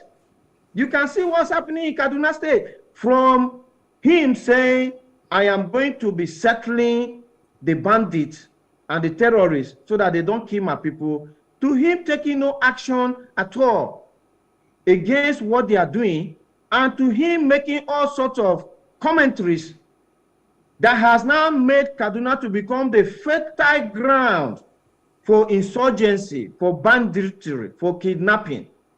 Nigerians are going to be very edgy with that kind of ticket. So time to go down, and you've already started, so that's great, to look at the individual names that are being mentioned out there. You've started with El-Rufai, though, I mean, he cannot be blamed for directly instigating or influencing banditry. I mean, maybe his strategies may not have been perfect or right, but he's been calling on the federal government to help, trying to put out statistics and doing what he can. Maybe the methods have not been right, but moving on from that, he is the first northern governor, was the first northern governor to speak out in support of a power shift in the APC to the southern part of the country, and he sustained his support for power shift in the APC to the southern part of Nigeria till the very, very end. Doesn't this put him in good stead for such a position as running mate to Bola Ahmed Tinubu?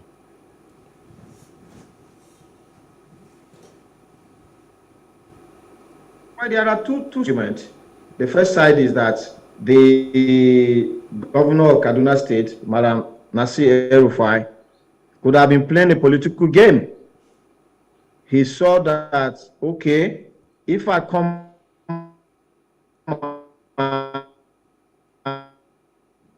supporting power, should become the vice presidential candidate of the party if a presidential candidate is chosen from the South. So that could be one side of it. It could just be his own political ambition that actually pushed him into taking such a stand very early on during the campaigns. All right. Are you there, Nick? All right. Interesting analysis. There another name. Cameras on you in office. Okay, Nick Agule, if you can hear me, another name that has been heard or mentioned, oh gosh, to put it that way better, is Abdullahi Ganduje, who towards the latter part of Bola Ahmed Tinubu's rounds, around the country, visiting different states to confer and consult and meet with the delegates of the All Progressives Congress, was seen. Ganduje was quite visible on some of the visits of Tinubu to Calabar, to other parts of the country. He is governor of a northwest state, Kano State, which is one of the biggest states in the country, along with Lagos State. Lots of votes could come in from Kano for the All Progressives Congress. Kano is influential, is the center of northern Nigeria. This puts him in advantage. What's your analysis of Ganduje, who is a Muslim, and his chances of clinching that VP slot? So if the APC goes with Governor Ganduje, first and foremost, it will be good for the APC in terms of matching whatever advantage the PDP would have got by selecting Atiku Abubakar, also a northern Muslim, as their presidential candidate. Again, Kano, like you said, is a big state. It's one of the states that determine elections in Nigeria, Kano and Borno, I think, that determine elections in Nigeria because of the huge voter numbers they have. You can also see that Governor Ganduje is in control of the delegates from Kano because Kano voted massively for Bola Ahmed Tinubu. However, the question will be asked by Nigerians will be, what has Governor Ganduje done in Kano State in the past 7 years that will make him to be a worthy vice president? What has he done? What are the transformational steps or projects that Kano have enjoyed or benefited under his government? How has he managed the resources that have been entrusted to him either from the federation account or his own internally generated revenue? Nigerians will be thinking about, in the early days of his government, in what became popularly called the Gandola Gate. People will be thinking about all those things. So I think the ticket of Bola Ahmed Tinubu and Ganduje will be a minus to that ticket more than the advantages he's going to bring to it. We have other names, Shaw. The likes of Simon Lalong, the likes of Boss Mustafa, who is the secretary to the government of the Federation, have also been mentioned. Kasim Ibrahim Imam, who is a former PDP governorship candidate in 2003 and 2007 in Borno State, has already been mentioned as well. Abubakar Badaru, who Tinubu eulogized on that stage at the Eagle Square in Abuja when he was called on to give his acceptance speech. He had encomiums for Governor of Jigawa State, Badaru, who is another force among the governors within the APC with a promising political career. And you mentioned Babagana Zulum, who you defined, or you described as a sort of a moderate, seemed to be a moderate Muslim with quite some achievements in Borno State, especially in the area of education. So these are the names. And you seem to be saying that a moderate Muslim will be more acceptable to the southern part of Nigeria. But in ending, do you feel that southern Nigeria will accept a Muslim ticket? Will they win the vote of the southwest, south, and southeast? Thank you very much for that question. So, in a nutshell, a Muslim ticket is going to be a very hard sell in Nigeria of today, especially with the events in the last 7 years. Except that Muslim vice presidential candidate is someone that will come to be accepted by Nigerians, of which Babagana Zulum stands out as that northern Muslim vice presidential candidate. The rest of the other people names that have been mentioned are going to be very difficult to sell. My advice to the APC is that they shouldn't go for a Muslim ticket.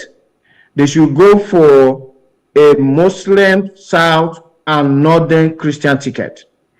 And Bola Ahmed Tinubu and the APC don't have to look only within the political circles for that Northern Christian that will be acceptable both to the north and to the south. They can go outside of the political circles, and they can even look at technocrats. They can look at people who have not been in the political equation, as in when they are selected, other people will not want to back them, even within those political circles. That's another way they can look at it. But a Muslim ticket is going to be a very, very hard sell, except maybe for someone like Governor Zulum. What the APC... Well, Nikegule, we have to let you go now. Yeah. I mean, very interesting in all of this is the fact that you have mentioned that in 1993, I mean, Nigerians were going to accept, Muslim tickets, and what has happened afterwards, 1993 up until this moment, it calls for a lot of thinking and concern. Does it necessarily mean that Nigerians are very religious and, very ethnic in terms of elections? What really was different in 1993 is what a lot of persons would constantly question. But that's the much we can take at this point in time. We appreciate your time and we look forward to sharing more of your thoughts on The Breakfast. Thank you very much, and thanks for having me today, and good morning to our viewers. Well, that's it. That's the much we can take on Off the Press, I beg your pardon, on our first major conversation this morning.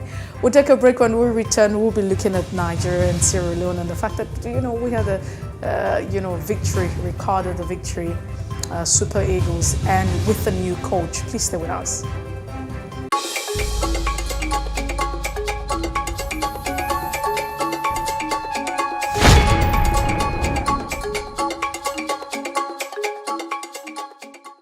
How can we have peace without justice?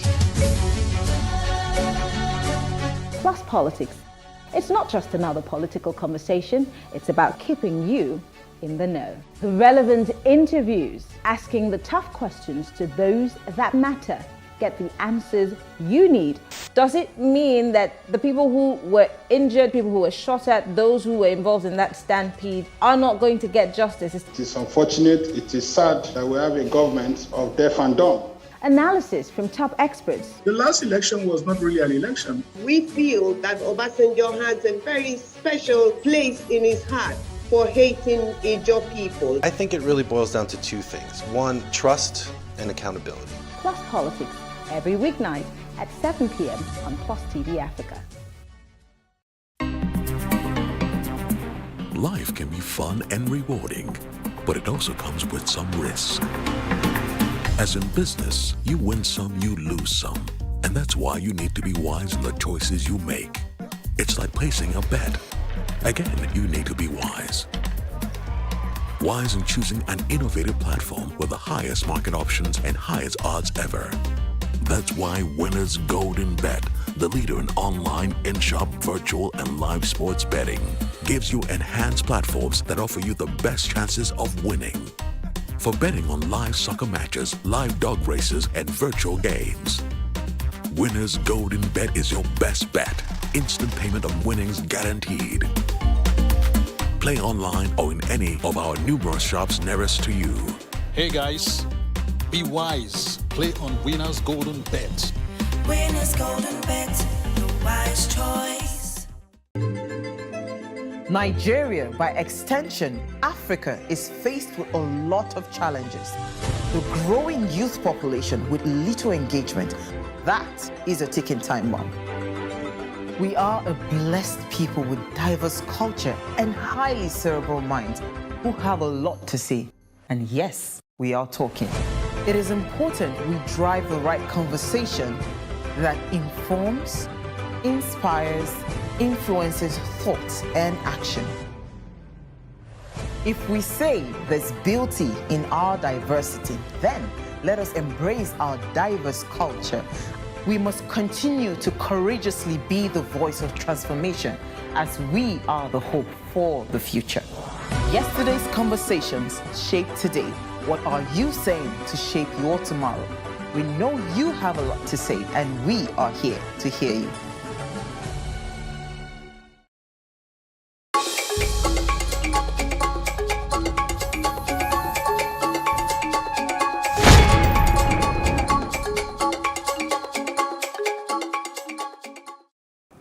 Welcome back to The Breakfast on Plus TV Africa. It's time where we look at Nigeria's defeat in Sierra Leone 2-1. In that particular game, we have Monday Thomas, who joins the conversation as a sports analyst. Very interesting is the fact that Nigeria's road to Ivory Coast in 2023 kicked off with a much-needed win in Group A of the qualifying phase. Like I mentioned earlier on, it was a fantastic defeat, a 2-1 at that matter. But let's get to the conversation. Monday Thomas, it's good to have you join us this beautiful morning, Friday morning. You are Monday on the Friday morning.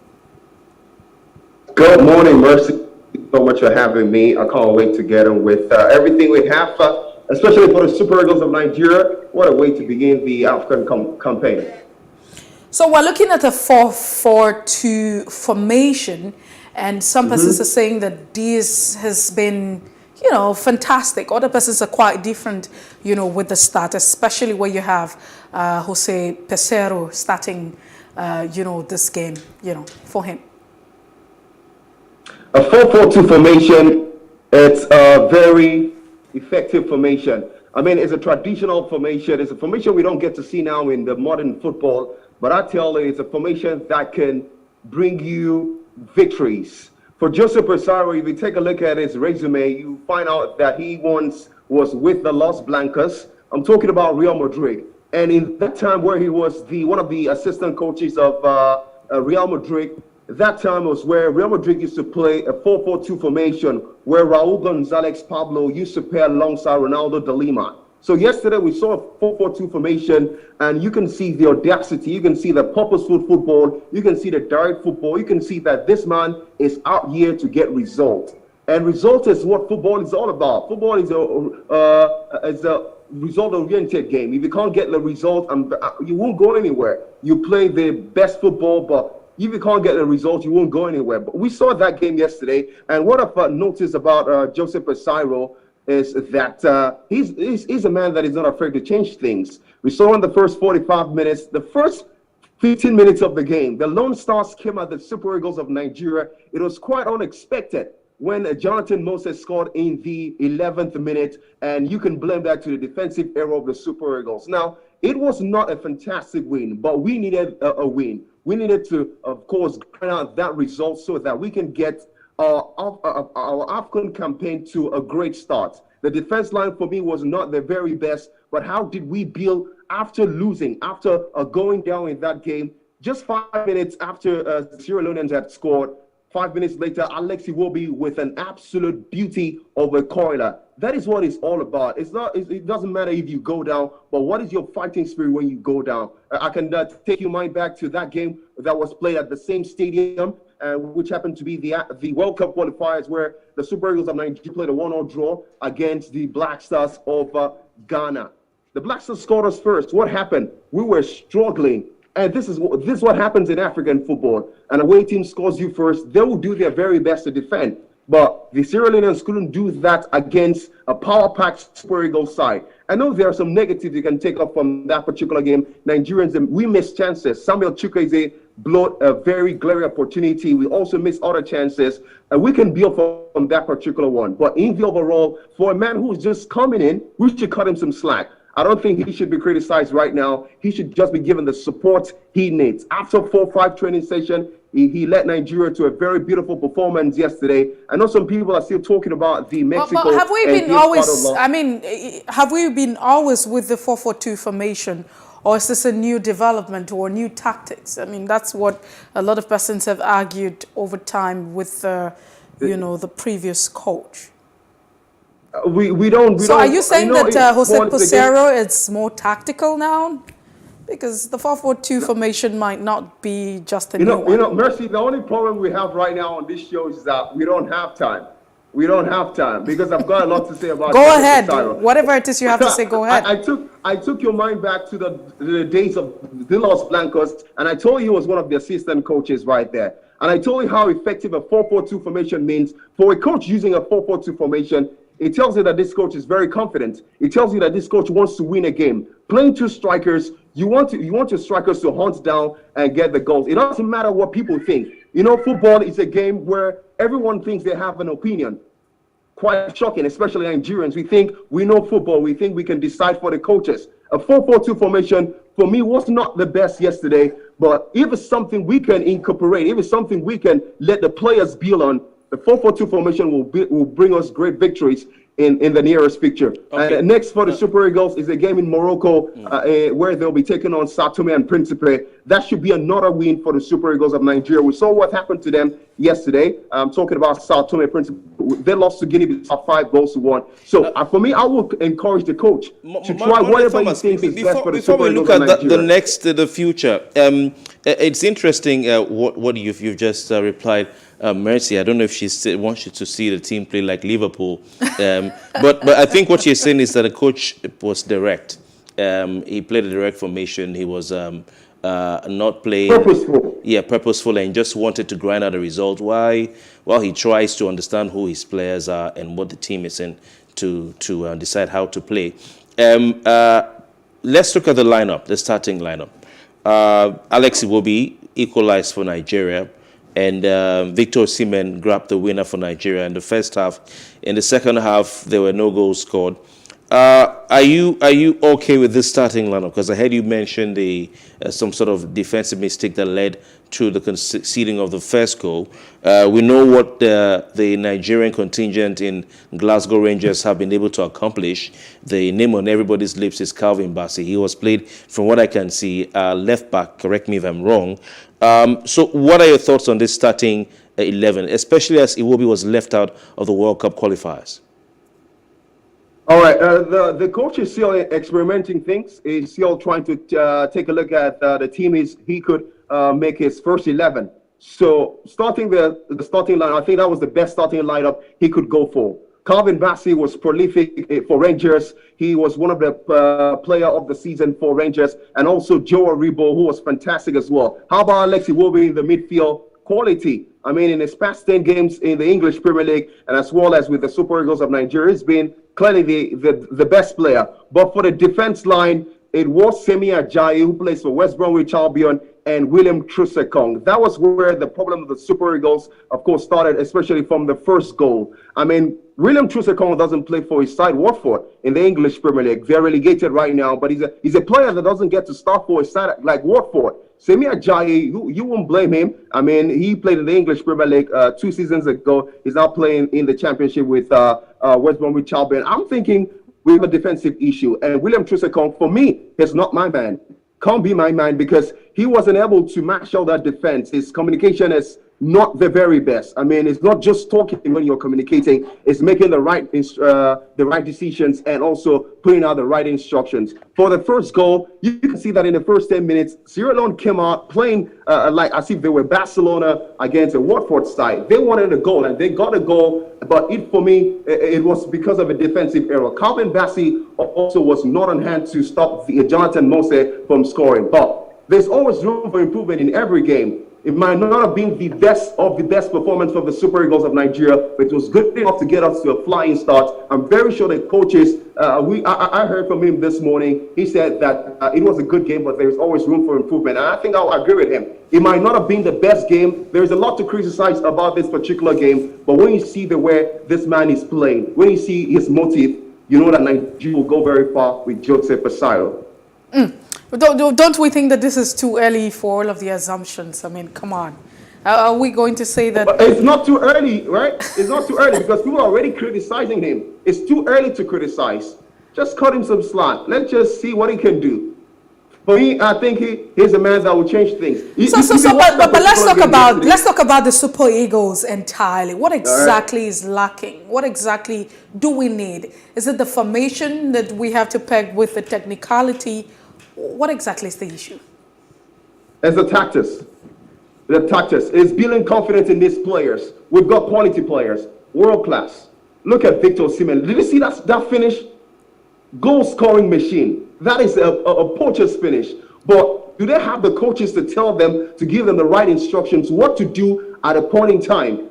What formation to change? If you see your team attacking, if you see the opponent attacking you, what do you do to calm them down? Look at what he did, Joseph Asaro. He took off Sadiq Umar. He knew that the battle was in the midfield. And Sierra Leone were dominating. Ogenekaro came in. Although he made some dangerous tackle, sometimes you need that. You need to take one for the team. But he was able to calm the situation in the midfield. And the Super Eagles grew back into the game. But, of course, he should have gotten goals in the second 45 minutes. But look at that chance on Samuel Chukwueze. Simon Moses was not really in the game, although he provided 2 assists. So what we really need in for the Super Eagles is a coach to tell them that they can. Is a coach to tell them to... I mean, so would you say that it would be okay that if we had started, because a lot of persons are saying that if we had started Alex Iwobi during the qualifiers, the World Cup qualifiers, we probably wouldn't have been where we are today. So I'd like to see those. I like to see those persons that are saying that. I like to see them. I mean, the argument for Alex Iwobi is that he has a way of doing his thing. I mean, there's some magic he brings at the end of the day to the game. Let me tell you the honest truth. Alex Iwobi was a joker before yesterday's game. I mean, before Frank Lampard came into Everton, he was the preferred man for Frank Lampard. But at the AFCON, he was a joker. Before the World Cup qualifiers, I won't pick him. But now, he is the main man to watch. He is the main man because he has rejuvenated. See, something about any bad footballer can be good overnight. It's just how you can learn, how you can relearn things. I mean, Alex Iwobi, from his Arsenal days, for me, he was always been an average player. But what I saw him do yesterday and what he has been doing for Everton in the past 10 games is also a player to look out for in the coming days. I mean, the whole Super Eagles squad, everyone has opted to improve. And then this is the main quality of a side that wants to win trophies. All right, that's the same way. I mean, a lot of people have been trolling Alex Iwobi, but though I feel that the young man has not been treated fairly. He plays well for Nigeria. He may not have all the good days, but we can see that he scored a goal. So maybe some of you who have been trolling him have to eat your humble pie, just as you all also were clamoring for Gernot Rohr to be removed. I'm sure you saw where that ended up. If Gernot Rohr was still the coach, Nigeria would have gone to the World Cup, my brother. If Gernot Rohr was still the coach, Nigeria would have gone to the World Cup. I'm Ghanaian, all right, but I'm telling you that Nigeria would have gone to the World Cup. Whoa, I never knew that. Yes, if Gernot Rohr was still the coach, So I don't know. But before we go, very quickly, the combination up front, is that the best as far as you're concerned? Bearing in mind the fact that Nigeria is embarrassed with an abundance of talent when it comes to strikers. And of course, we have Kolawole Dezes, the guy from Feyenoord, who scored in the game against Mexico. He didn't start, and the coach opted to go for Umar, who plays in the second tier of the Spanish professional leagues. We have, of course, the young man from Leicester City as well. Indeed, he was not in this game. The midfield combination. Other players that we should be considering above other players. We have the guy from Watford as well. The attacker who was not in this game. Were there players that probably should have been starting this game, rather than the ones that Pesero went with? Well, sometimes it doesn't matter how you start. You can start bad and end up greatly. But when you start bad and your opponents get to score you many goals and everything goes crazy. But for the start of the Super Eagles, for the players who started, I would like to say that this man is just starting. I mean, we should give him all the empowerment he needs. It's not a time for us to talk. If we employed him, if the NFF employed him, they saw his CV. They saw that he's worthy of taking the Super Eagles. So why are we talking when he's making his own decisions? For me, I would like to give him a chance to do whatever he wants to do. We've got abundant talent. Very quickly. Yes, very quickly. Sorry to interrupt you, my brother. What changes or what lessons should we learn from this game ahead of the next game? All right. So that we are very delighted. Personally, for me, I'm delighted for the win. But we should also take a look at our defensive players. They're not the very best for me, especially the center pairing. Olayana was very solid. He also had a crossing that resulted to Simon Moses heading to Victor Osimhen. Our center pairing, I mean, we don't have the very best. Kennedy Umeru, fantastic player he was, but he's aging. He came on later on in the game. Leon Balogun is also aging. He doesn't have a contract for Rangers Thomas, right we now. have to let you go now. I'm sorry. Okay, let me finish up. William Troost-Ekong is also not a key starter for his club. Semi Ajayi plays in West Brom. We have a problem in our defense. A problem is in the defense and also in the midfield. And I can't wait for Wilfred Ndidi to be back. And then, my word, we are in for great football in the coming days. Well, Monday Thomas, thank you so much. You're very correct when you said that the biggest challenge we have is time, and time is of the essence. We come through on Friday. Hopefully, we're able to have you join us and look at, some of the conversations that we have regarding the world of football or maybe sports generally. Thank you. Mrs. Wallachy, I saw your beautiful face, and the gentleman from Ghana. Always a pleasure having me to talk to you guys. Have a fantastic weekend. You too. Well, that's it. We will definitely return on Monday. It's the size of a conversation. It's been a fantastic week. It Very has. challenging, if you like to And say. Super Eagles won, so it makes it more fantastic. So it's good to be, at thank least God it's it wipes Friday. away the tears of Liverpool losing Champions League in the league. Oh, come on, don't rub it. Yeah. It wasn't even deliberate. It wasn't. You can't even put that because we did our bid. It was just unfortunate that 1 point could actually take you out, of the situation. It's But, all right. you know, She's talking about Arsenal, by the way. No, I'm not talking about Arsenal, but that's the size of a conversation. You can follow us on Facebook, Twitter, and Instagram, and do subscribe to YouTube channel at Plus TV Africa and Plus TV Africa Lifestyle. I am Messi Boko. Have a great Friday. And my name is Kofi Bartels. Good morning.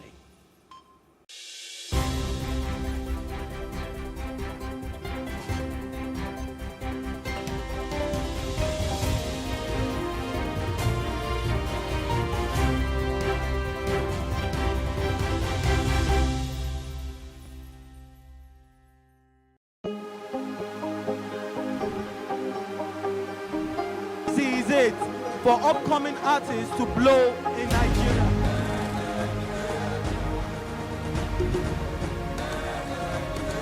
Welcome to Plus Trending.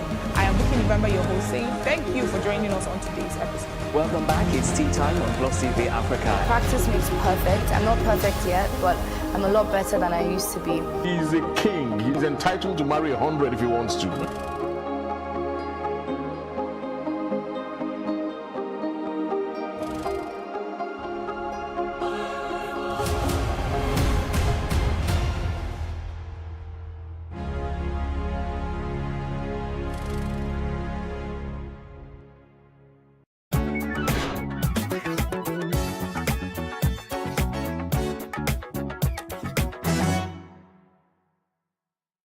Everyone talks about getting their dream jobs, but what does it take to get that dream job?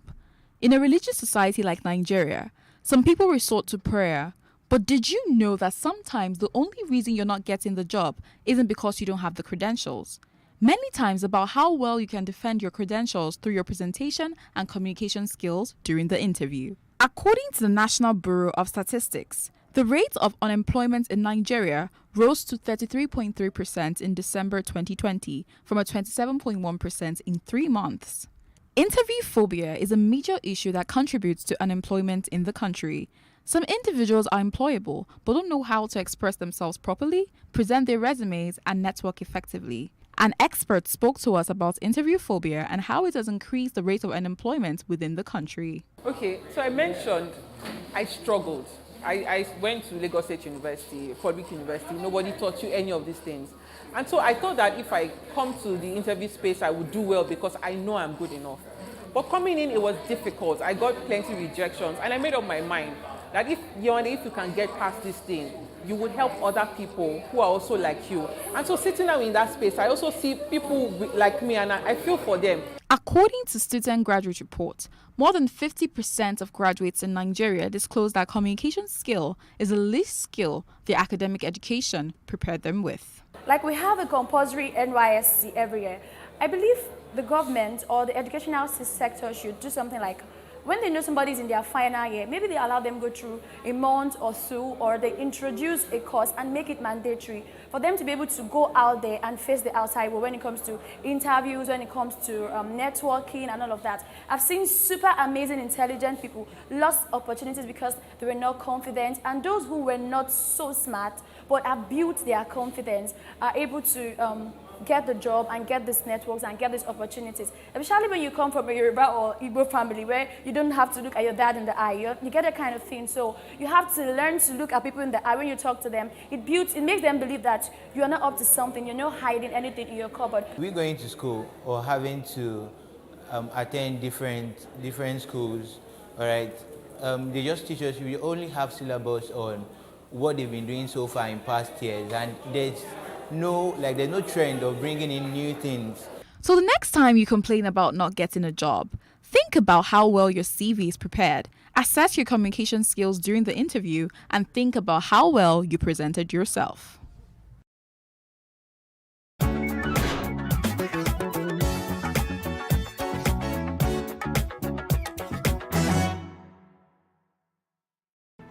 There is no voting on social media. To vote, you would require a permanent voter's card. To get your PVC, visit cvr.inecnigeria.org. Create your account with a valid email address and start the registration process. An activation link will be sent to you. Click on the link and activate your account. Fill out the form, pick and submit a convenient date and time for your biometrics. Print the application slip, which should have your QR code. On the appointed date, go to the nearest INEC office for your biometric capturing. Thereafter, you will get a registration slip to pick your permanent voter's card when ready. Get your PVC today. This message is from Plus TV Africa.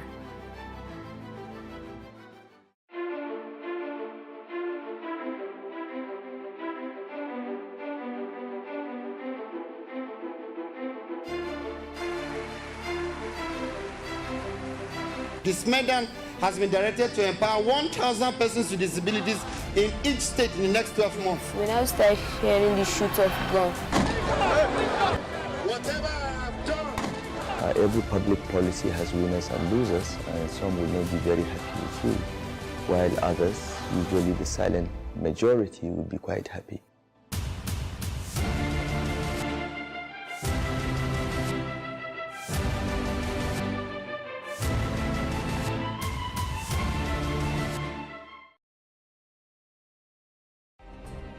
Nigeria's Niger Delta region, from where the black gold fuels Africa's largest economy, where the lines between wealth and poverty has never been thinner. Conflicts, poverty, insecurity, and environmental challenges daily confront the region. How can the Niger Delta story be changed for the better? Join Mamude Akuga at 9 p.m. every Friday evening on Plus TV Africa as he probes deep in search of solutions. Inside the Niger Delta with Mamude Akuga, the authentic voice of Nigeria's oil-rich region.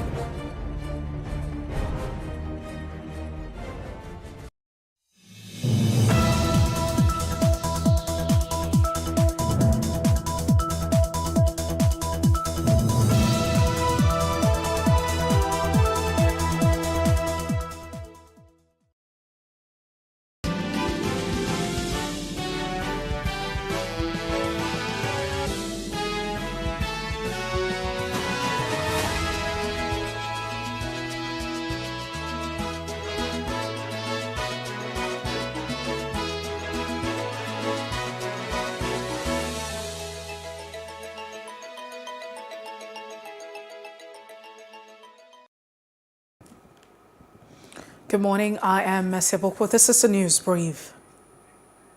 The National Security Council has revealed that the Islamic State West African province, ISWAP, is the mastermind of the deadly attack on St. Francis Catholic Church in Owo, Ondo State capital.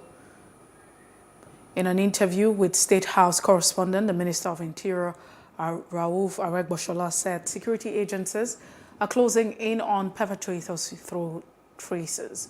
According to him, the council is gravely concerned about the spate of blasphemy-linked killings and has directed security agents to hunt those behind the killings of Deborah Samuel in Sokoto and a more recent case in Abuja. He, however, noted that the police have arrested no one for the attack since Sunday. President Muhammadu Buhari presided over the National Security Council meeting. The Council is quite concerned about the violent attack in Owo, Ondo State. I've been able to locate the perpetrators of that event, or that sad, horrendous attack. From all indications, we are zeroing in on ISWAP, the Islamic State for West Africa. It is not an ethno-religious thing. The animals in ISWAP wanting attention and recognition are suspected to have launched that attack. So let us all mobilize ourselves to, one, defeat the effort to pitch us against ourselves. And the investigation is a process. It may not start today and end tomorrow. We are on the matter, and the matter will be looked into, both in terms of looking at whatever angle that will bring fruitful results to it. Community policing, like the Honorable Minister said, is an issue that has been adopted. It is a policy, it is a process in which the police is now giving back the community a lot of responsibility in terms of policing its own community. That is why you have community policing officers. So it is an issue that will require, just like I said, collaboration between members of the public and the police or the paid agents. Independent National Electoral Commission (INEC) has announced June 17 as a deadline for submission of the list of presidential candidates and their running mates by political parties. At a meeting with resident electoral commissioner, INEC also disclosed that a dedicated portal for the submission of the list of candidates for national elections will automatically shut down at 6 p.m. on Friday. However, for governorship and House of Assembly elections, the list of candidates will be uploaded from 1st to the 15th of July 2022. The governor of Ekiti State and one of the presidential aspirants in the just concluded All Progressive Congress primary elections, APC, Kayode Fayemi, received a heroic welcome from party faithfuls. Addressing supporters, Fayemi said the unity of the country was a major consideration for him in taking the decision to step down for Asiwaju Bola Ahmed Tinubu, whom he described as a leader, a mentor, a great fighter for democracy and the nation. Governor Fayemi said the electoral victory of the party's presidential candidate, Tinubu, will start from the success of the party in the forthcoming governorship elections in the state. Before we went into the convention, the story was that APC will collapse. We will come out of the convention in smithereens. Everything will go haywire. But we have proved the pundits wrong. We have come out of our convention stronger. We have come out of our convention victorious. We have come out of our convention consolidated.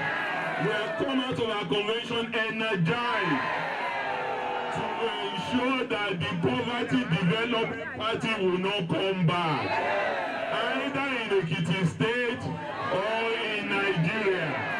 And all other pretenders to the throne who are running helter-skelter, pretending that they have what it takes to govern, they will meet their Waterloo right from Labour Party in Ogun State has elected a former commissioner for finance in the state, Kehinde Shogunle, as a governorship candidate for the party. Two aspirants are jostling for the ticket, but Kehinde Shogunle emerged through voice affirmation by members of the party during the primary election. He promised to deliver the dividend of democracy to the people if elected as the next governor of the state. I humbly accept this call for servant leadership and this challenge of operating what we call in the blue ocean, where people have not played before. We will lead a ballot revolution that will stimulate a productive, positive and sustainable change, and that will create accelerated and landmark development. We are not money bags, but we are fantastic idea bags. And since ideas rule the world, we are set to serve Ogun State. Nothing can stop an idea whose time has come. Yes. I said, this is our time, and their time is up. Solomon Okamgwan has emerged the Action Alliance presidential candidate after scoring 68 votes at the party's presidential primaries to win the party ticket. Okamgwan was declared winner of the primary by returning officer. Solomon Okamgwan, presidential candidate, Action Alliance, on his part. The national chairman of the party, Adekunle Omaje, appealed to members to work in line with the vision of the party in order to take over leadership at the central government. For the presidential primary election is a family affair. Please let the delegates orderly choose our bearer for us. As we go to Afro to change the narrative of our national life, I believe the eventual winner will be magnanimous in victory. Do not be disturbed or worried about the laughable and the cross judgment. The National Think Tank Committee of this party, I declare Solomon.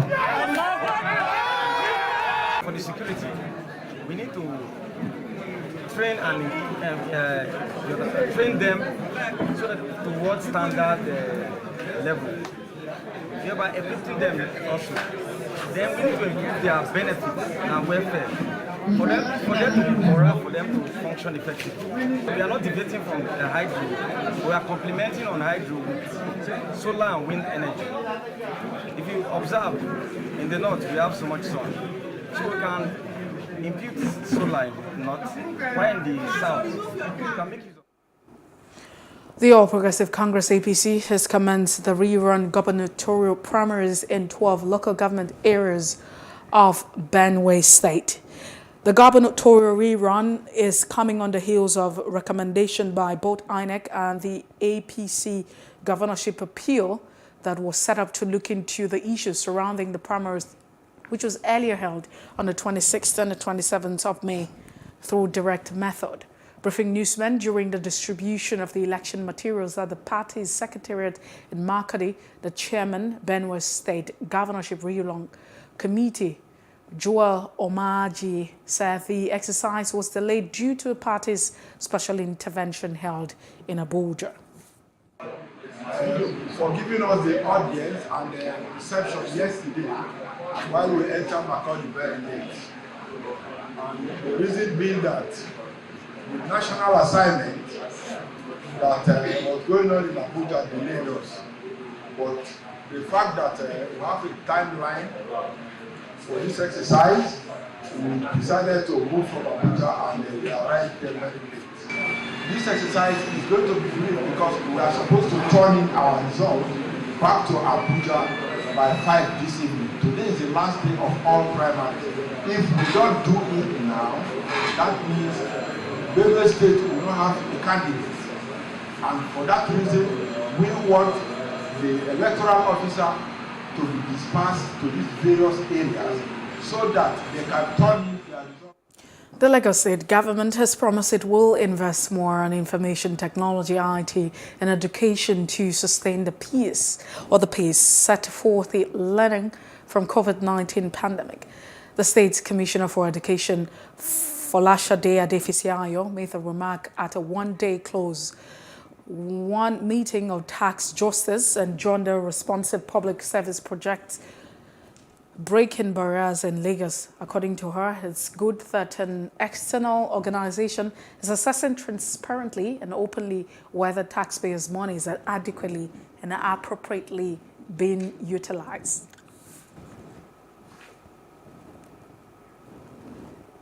You don't have to be hard on yourself or be ashamed, rather speak out and get help so that the perpetrators can be brought to justice. This was the submission of the inductees of the 2021 and 2022 Report Women Female Reporters Leadership Program held in Lagos. Plus TV Africa correspondent Lovey Kuko Yedekun tells more in this report.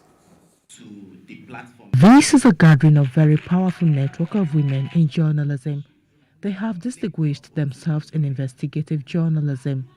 Having gone through rigorous training, mentorship, produced stories and initiated leadership projects, they are now ready and poised to be inducted into the fellowship.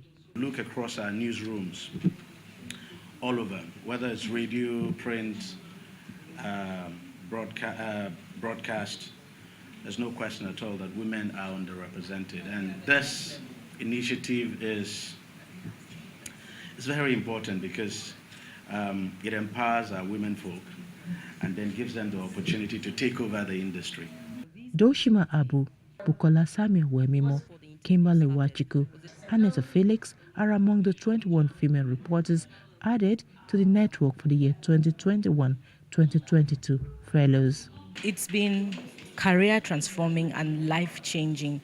It has helped me to step outside of myself, step outside of my personal challenges and be more compassionate and be desirous of helping other people. I started this program while I was, a staff, a reporter and presenter at Plus TV Africa, and the fact that, the station gave me that opportunity to also carry out a leadership project where I trained about 9 female reporters and interns at Plus TV Africa and do a story project about an issue that's so sensitive, that's sexual and gender-based violence. It really is an honor for me. This fellowship is a blessing. I'm saying it with a wide smile on my face because, I've had people even call me to say, we need to have you come train other journalists outside my circle, outside my immediate environment, on a continental level to say, come and replicate what you've learned from this.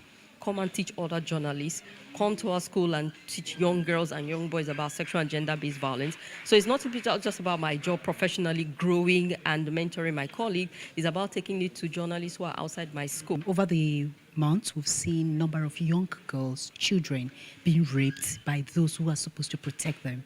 And so this has made me more intentional about telling your story, going to them and telling those stories, and holding government accountable.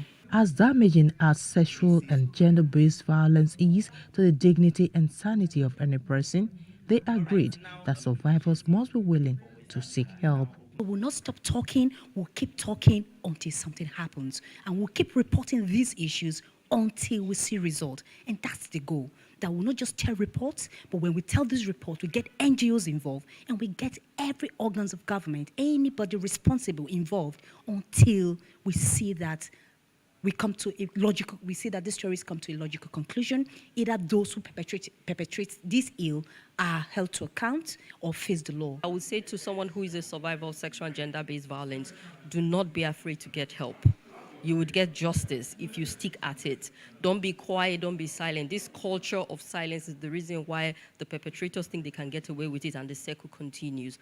The induction of these 21 female reporters makes it 73 fellows since the inception of the fellowship started in 2017 and the Report on Women program since 2014. From Lagos, Love Ikuku Oyeduku, Plus TV News. The Rule of Law and Accountability Center says effective police accountability is key to bridging the gap between the force and the people. The Executive Director, Okechukwu Nwagoma, said these are the Stakeholders Police Accountability Forum. Nwagoma, who spoke on the state of human rights and police accountability, said violations still occur since the End SARS protests, hence the need for more engagement of police with civil society and the community. The National Human Rights Commission also corroborated this position. A lot of controversy arose, and as we speak, nothing much has been done in terms of implementing the white paper on that, panel. And from our experience as human rights monitors, we keep receiving complaints of human rights violations from, victims of human rights violation. And our experience is also that unless some of these cases are publicized, the police don't seem to, feel compelled to take action. So issues of accountability remains challenging. So we think that not much has improved in terms of human rights violation in Lagos State. There is no how we can do community policing without the community engagement. And there's no how we can send policemen on duty without holding them accountable for whatever action they take in the course of their duty.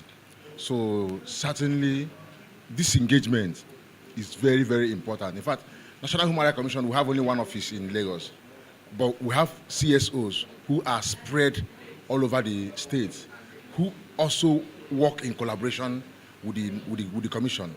We cannot be everywhere, you understand?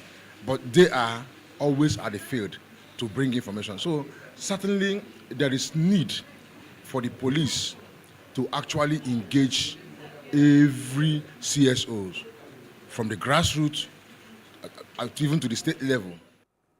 We think that it's important.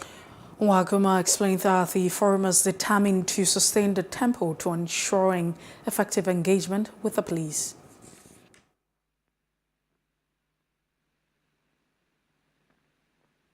We think that it's important that the police needs to be up and doing,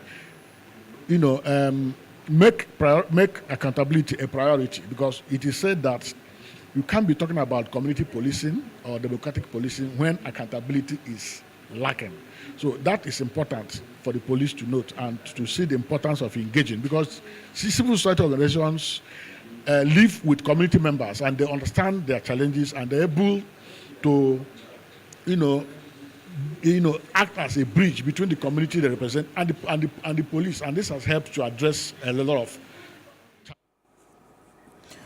The Nigerian Navy has handed over 463 bags of cannabis sativa, also known as marijuana, worth 500 million naira. The interception was during a routine patrol to the National Drug Law Enforcement Agency. The Commander, Nigerian Navy Ship Beecraft Commander Haruna, handed over the seized drugs to the NDL's Command on Narcotics, Isaac Zua, at the NSS Beecroft, Apapa, Lagos. Though the suspects are at large, efforts are being made to apprehend them. However, the boat laden with the contraband was towed to the base for further investigation. Our investigations revealed that the boat was loaded with about 463 large sacks of compressed marijuana worth more than 500 million naira in local market, amongst other items. The hard drugs will be handed over to the National Drug Law Enforcement Agency today, in line with extant regulations for the arrest and handover of suspects and evidence to appropriate agencies. The prevention of such large quantity of hard drugs from entering the Nigerian society will serve to reduce drug intake that lead our youth towards committing crimes in the society. On behalf of the Chairman Chief Executive of the National Drug Law Enforcement Agency, General Mohammed Buba Marwa, retired, I, Isaac Uza, the Commander, NDLA Marine, hereby receive these handed over drugs from the Nigerian Navy, NS. Thank you. Our gathering today is another milestone in our relationship, in our collaboration with the Nigerian Navy. As you can see, the Nigerian Navy is one of the agencies of government that are supporting the war against transnational crime, especially drug trafficking. You know, the maritime domain is not only large, it's complex, it's challenging, but despite those challenges, you can see the Nigerian Navy is living up to expectation. Reactions have continued to trail the emergence of Asiwaju Bola Tinubu as a presidential flag bearer of the All Progressive Congress. That's on our Street Views. Take a listen.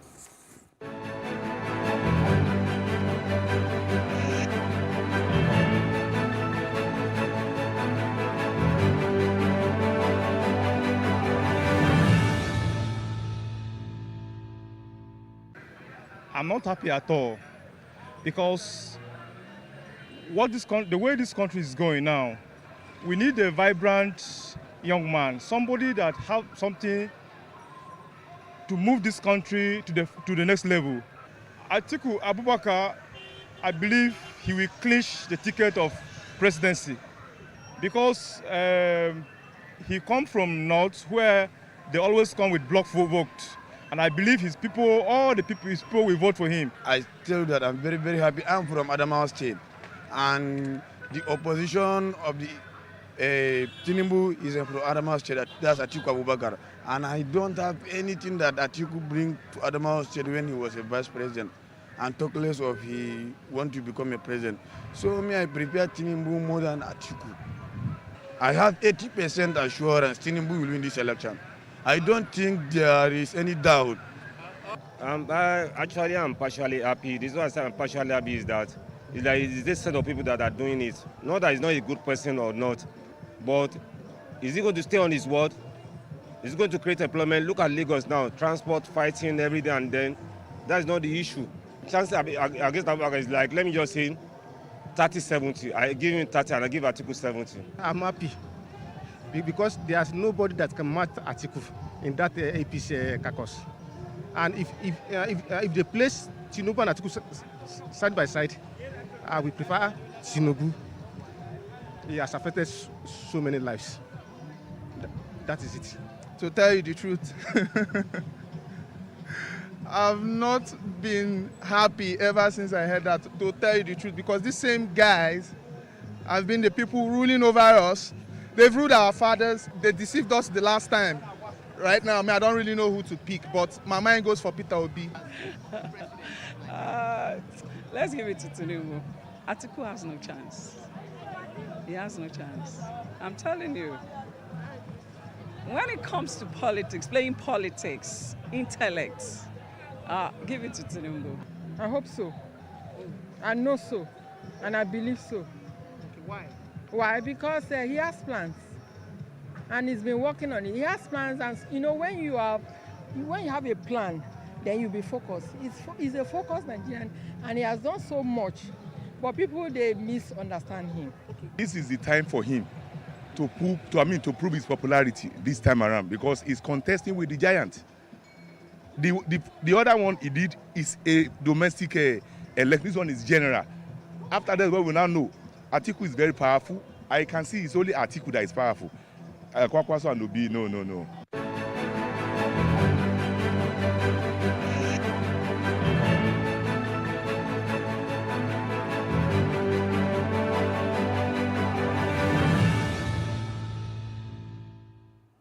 And to other parts of Africa, Algerian President Abdelmadjid Tebboune hosted Venezuelan counterpart Nicolas Maduro in Algiers on 2-day working and friendship visit.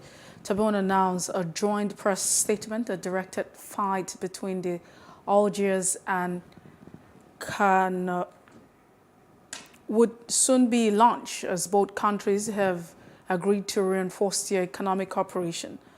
Algeria and Venezuela are members of the OPEC, OPEC oil cartel, and their government expressed their wish to work more closely to fight like oil and gas. At least 6 people have been killed in 2 separate attacks in Western African nation of Burkina Faso, as 4 soldiers were killed during an attack on a military base in Kosi province, with several terrorists neutralized or captured when fighting broke out. The provincial governor said that a soldier and an employee of the mining company were killed in an attack in another province, which also left 11 people injured and 1 person missing.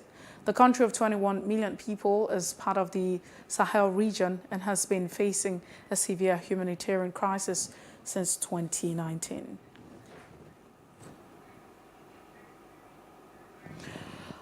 A gunman opened fire on his co-worker at a manufacturing facility in Northern Maryland, killing at least 3 people and critically wounding a 4th before being taken into custody after a shootout with police. A 23-year-old assailant who was not identified by police was wounded in an exchange of gunfire with Maryland State Trooper while trying to flee in a car.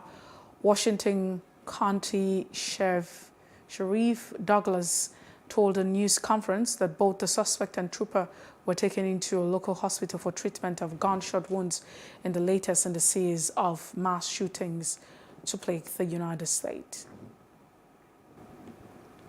And that's it on the news brief. For more stories, please follow us on Facebook, Twitter, and Instagram, and do subscribe to our YouTube channel at Plus TV Africa and Plus TV Africa Lifestyle. Many thanks for watching. I am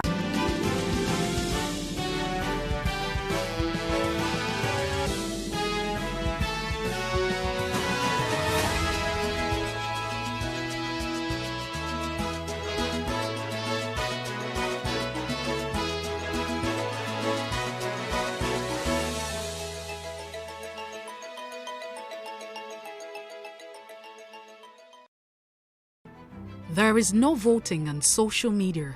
To vote, you would require permanent voter's card. To get your PVC, visit cvr.inecnigeria.org. Create your account with a valid email address and start the registration process. An activation link will be sent to you. Click on the link and activate your account. Fill out the form, pick and submit a convenient date and time for your biometrics. Print the application slip, which should have your QR code. On the appointed date, go to the nearest INEC office for your biometric capturing. Thereafter, you will get a registration slip to pick your permanent voter's card when ready. Get your PVC today. This message is from Plus TV Africa.